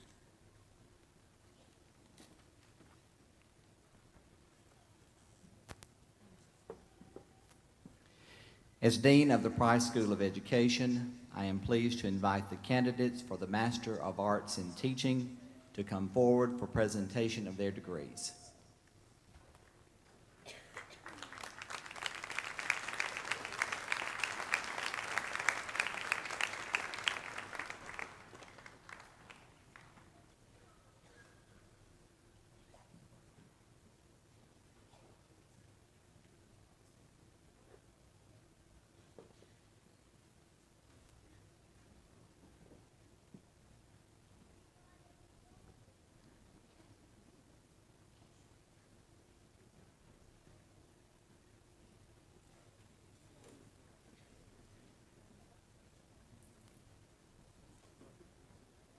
Amanda Young Alstring.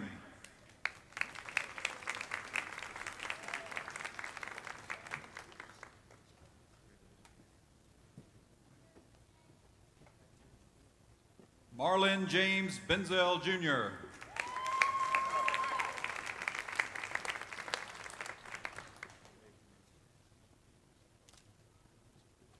Elva J. Brown.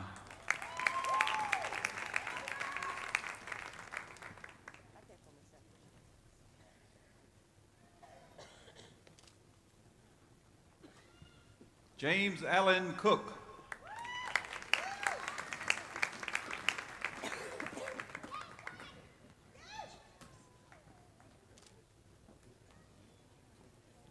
Dawn Cox Chihos.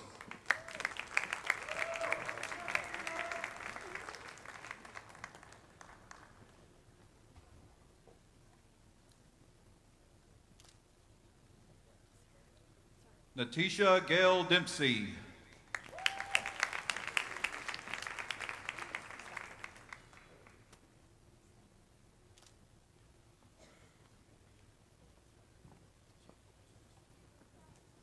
Marie Aline Dove.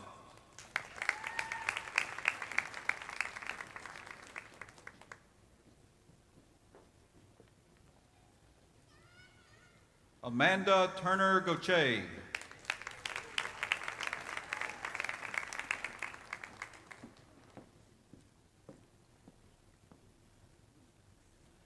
Cynthia Jean Hester.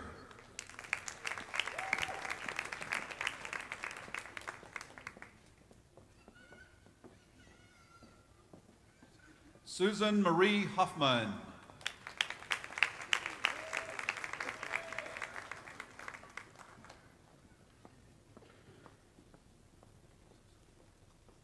Karen Lynn Finnemore Hunt.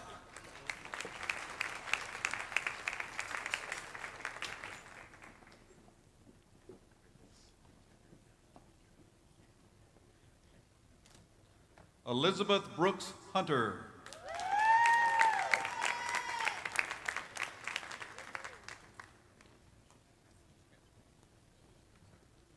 Chantel Cherie James.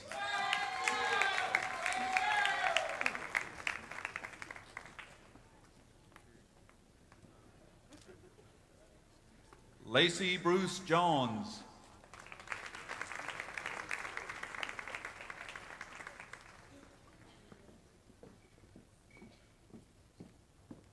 Melinda Machin Kill.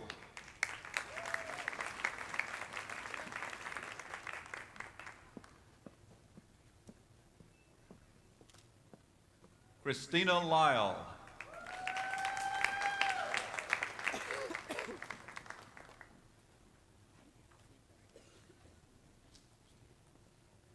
Crystal Dawn Nunley.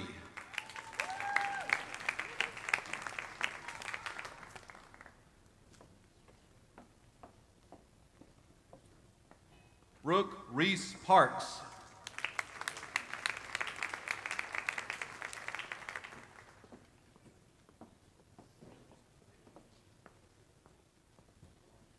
Celia Marie Petty.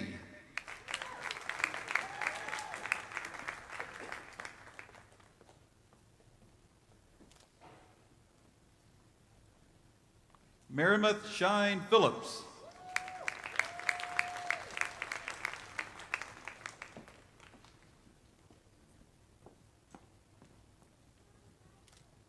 Melanie Krause Pryor.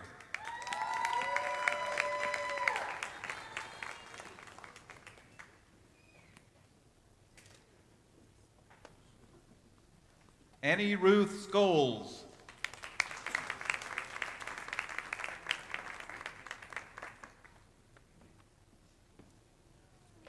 Jennifer Corden Smith.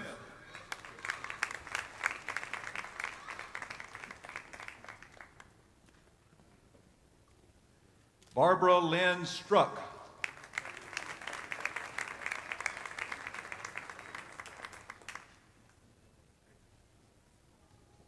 Melissa Brooke Tryon.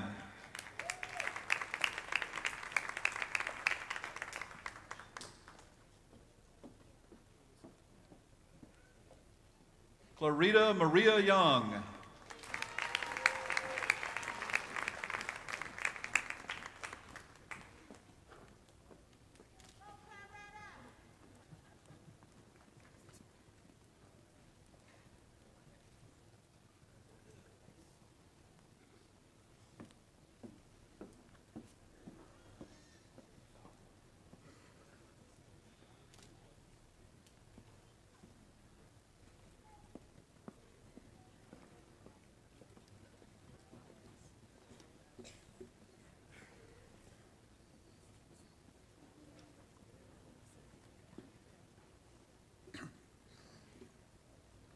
Will all candidates for associate degrees, bachelor's degrees, and master's degrees please stand?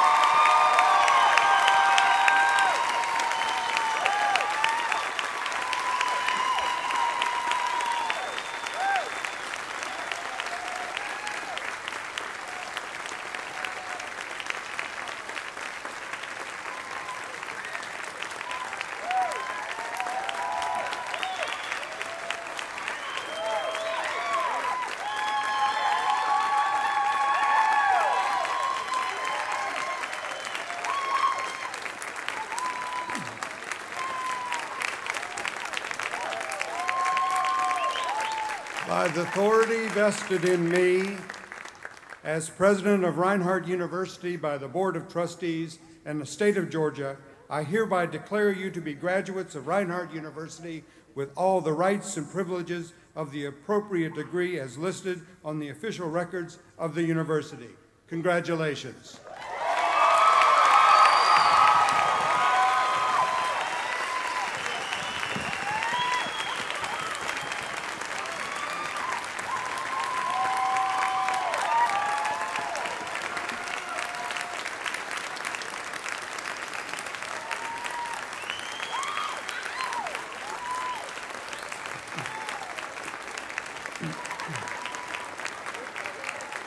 Graduates, to signify your new status in our community of scholars, I ask that you, the degree recipients, transfer your tassel from the right side to the left side of your cap.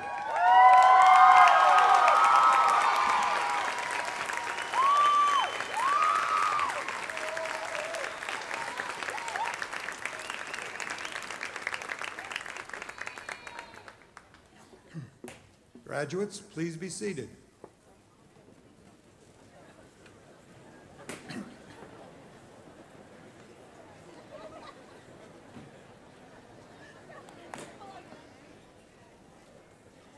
there are two groups of people that made today possible for you. We would be remiss if we didn't take time to thank them. Will parents, spouses, and families please stand so our graduates can thank you?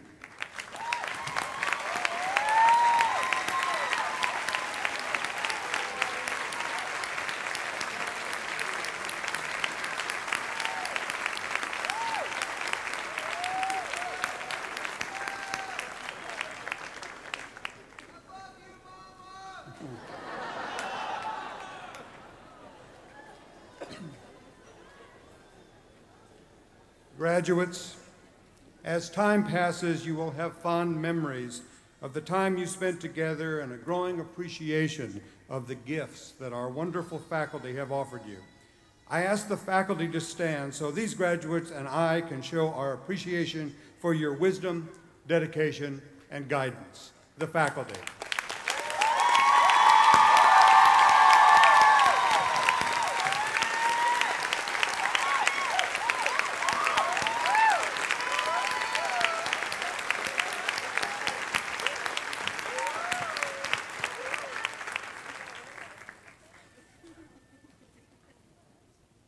I am pleased to introduce Dr. Beth Bowser, President of the Alumni Board of Governors.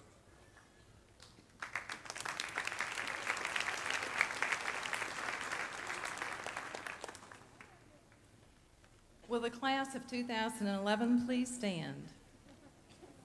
You just thought you were through standing. As the President of the Alumni Board of Governors, it is my pleasure to induct you into the Reinhardt University Alumni Association. The purpose of the Alumni Association is twofold. First, to promote and support the university.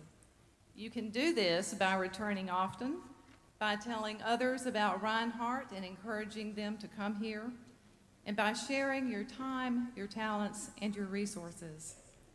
Second, to provide a means for the continuation of friendships and associations formed during your years here. We encourage you to be active in the Alumni Association. I'm confident that if you do, you will find it to be a rich and rewarding experience in ways you cannot even imagine today. When you frame your Reinhardt diploma, we hope you will look upon it often, display it with pride, and remember the members of the Reinhardt family who have walked with you every step of this way during your important years here. And before I have you sit down, I want you to pay attention what happens next, because in 50 years, we will be recognizing you as our golden alumni. Thank you. Congratulations. We wish you well. You may be seated.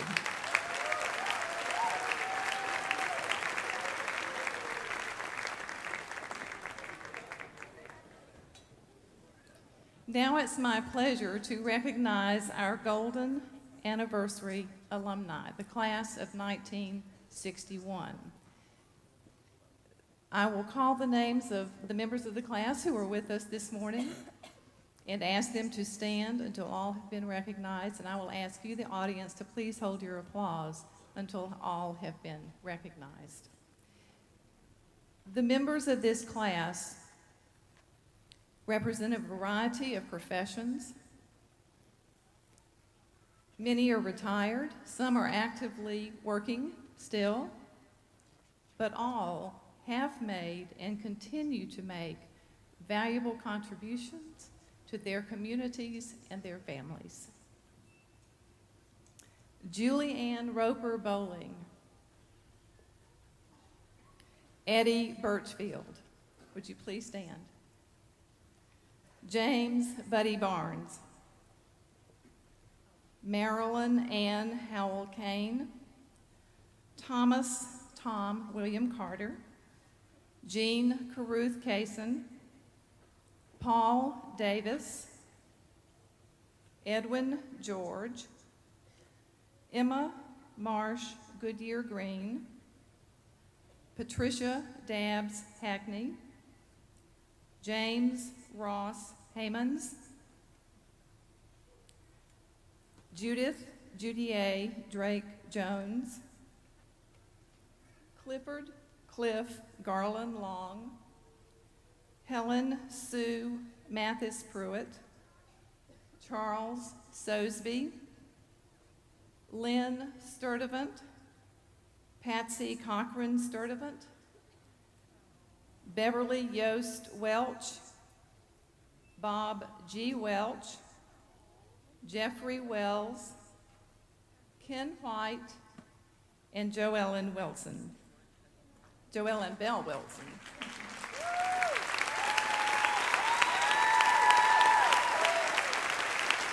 You may be seated. Thank you.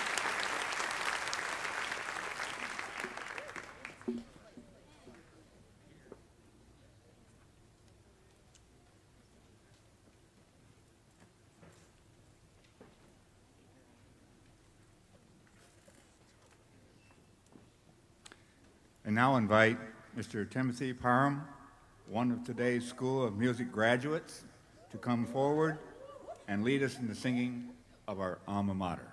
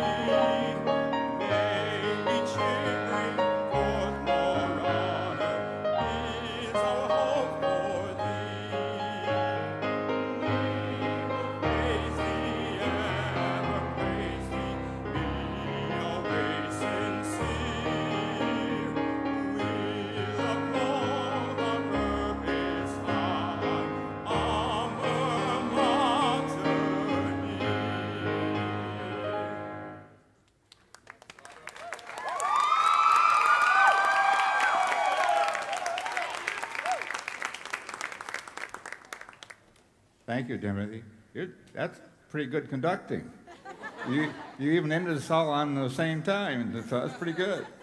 Thank you. Congratulations to all of you. Thank you for sharing this celebration with us. And now I will ask the 2011 Magna Cum Laude and Honors Program graduate, Emil Ennis, to come forward and provide our benediction. Following the benediction, please remain in your seats as Mr. Philip Unger will lead the platform party, the faculty, and our 2011 graduates from the commencement area. Emil, if you please.